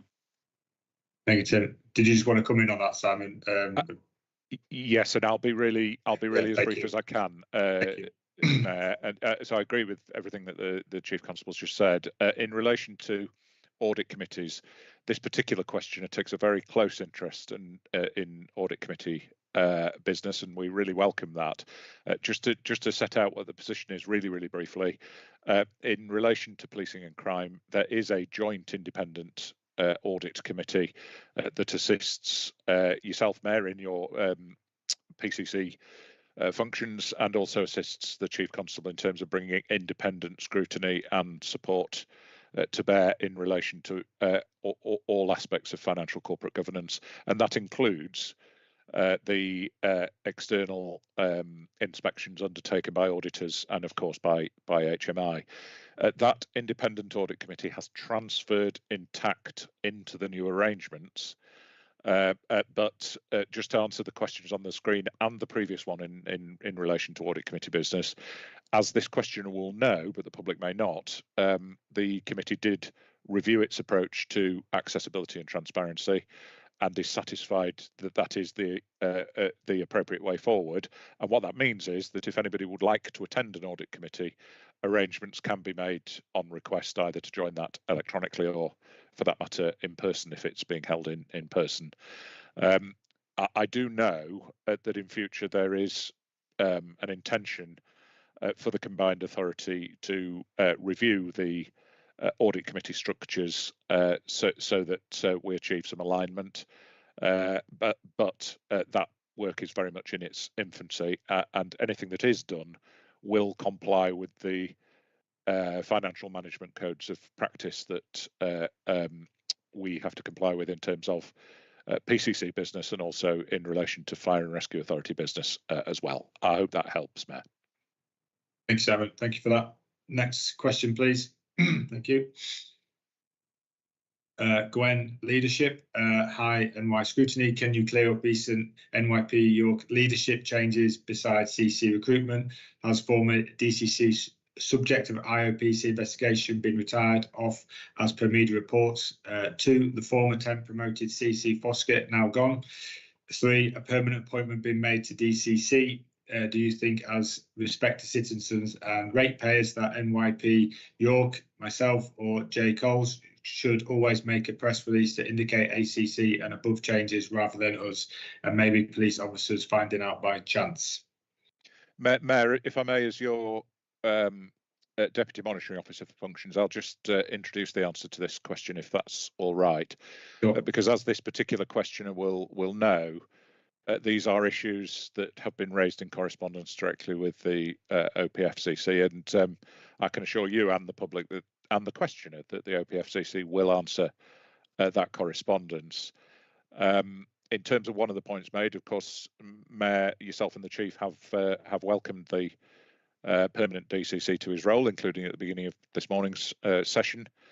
And more broadly, I'm sure you would expect me to say that you have a strong commitment, Mayor, to matters of significant public interest being announced transparently, and I'm sure the Chief Constable would repeat a similar commitment.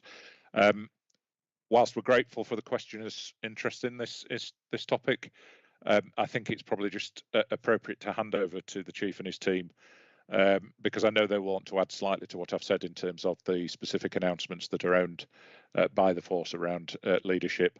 And perhaps I could, with your permission, Mayor, hand over to Chief Constable Forbert or DCC Bissett just to reiterate some of those existing public announcements. Yes, please. Scott, you deal with. Yeah, no problem. Yeah, thanks, Chief. Yeah, thank you, Simon. Yeah, so just a simple matter of fact, really. Both officers that are mentioned there were eligible to retire and have made the personal decisions to do so. It's as simple as that.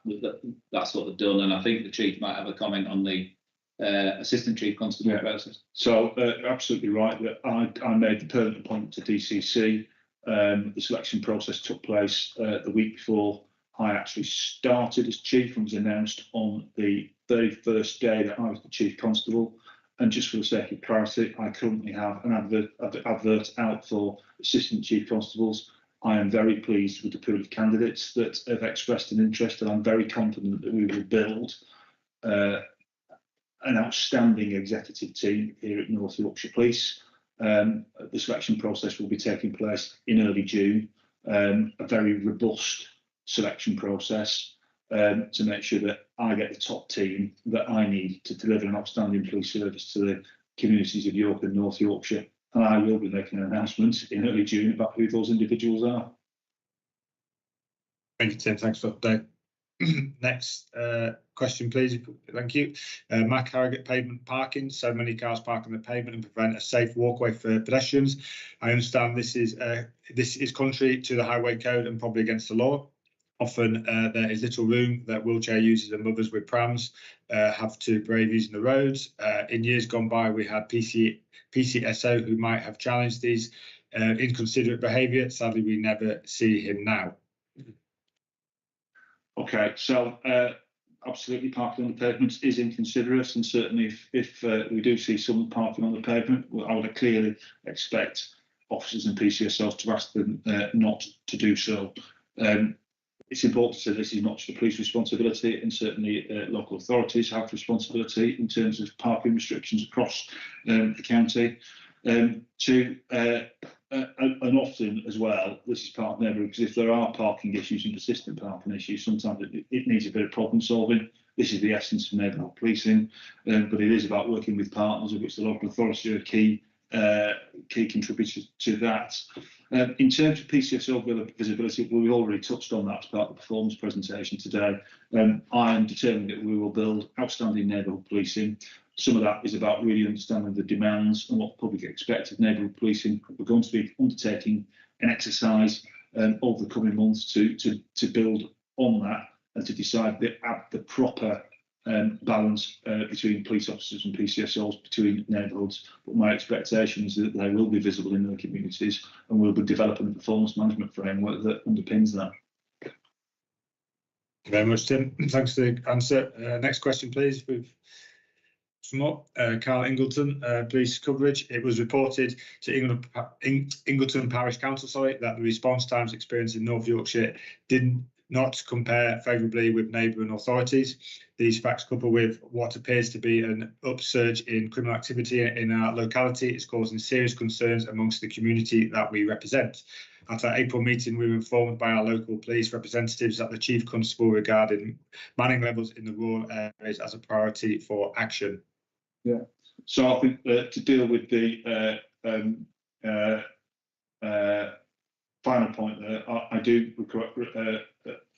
regard policing the rural community as a priority, and absolutely I recognise that particularly in our most rural communities, the sense of isolation can contribute to vulnerability. We have to police with that in mind, and one of the things the Deputy talked about during his presentation earlier was about the expansion of the public safety service with North Yorkshire Fire and Rescue and Yorkshire Ambulance Service to provide a preventative service in those most rural areas that absolutely meets the needs of the community. It is fair to say that in the past we have seen response times in our most rural areas lag behind what we'd expect. And if I take you back to the graph within that initial performance presentation, we did discuss about how the improvement we've seen in rural response times over the past 12 months, and certainly our most recent figures for Craven. I'm looking at our most recent performance figures for the financial year to date. So in terms of immediate rural compliance, about 84.06%. In Craven, we reach within 15 minutes.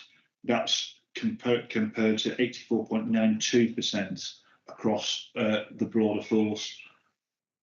That said, I want to listen to communities. I think my understanding is, and I'll just perhaps turn to the Deputy, that we've now got a forward holding point out towards Craven, which has led to a drastic improvement in response times.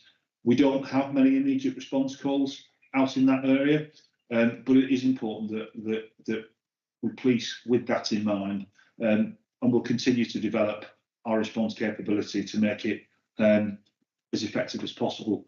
One of the things that will improve our response capability is the provision of a proper mobile technical solution for our officers. We don't have that in North Yorkshire. This is the first force that I've worked in within the last 10, 12 years that doesn't have a mobile solution, which means that our officers are more tied to a police station than they need to be. That's absolutely something that we're on with procuring at the moment, and absolutely a business case for investment that we'll be bringing forward to yourself at some point in the coming months. Can I just make a comment? Sorry, mate. Just make a brief comment. Please. Yeah, please do. The notable in Ingleton on the 27th of March, which was where a group of organised criminals dragged a cash machine out of the co-op. Very unusual, middle of the night. You can absolutely understand the impact that has locally. I mean, I'm not reporting anything isn't in the media, but a number of offenders were arrested, including one Kenny York from the Morecambe area, who received 3 years on the 10th of May for that offence. We worked very closely with Lancashire Police, some excellent investigative detective work to take out a team that clearly are targeting the more isolated rural areas for financial gain. So to turn that round in a matter of weeks, I think is commendable. We don't want it happening in the first place, but it's just an example of where we do get that type of offending. We will focus on it, and that individual is where he needs to be, which is in prison. And I'll just finish off with, just to reassure the community that I am intending to visit that part of the county very soon, so I can really see the policing challenges firsthand myself. Thank you very much. Thank you for the answers there. Next. Is that all the questions we've done there? Thank you very much. Thank you for your time. I believe the next online public meeting is on the 20th of June at 2 p.m. for North Yorkshire Fire and Rescue Service. And please see the website for further details on that. Thank you very much.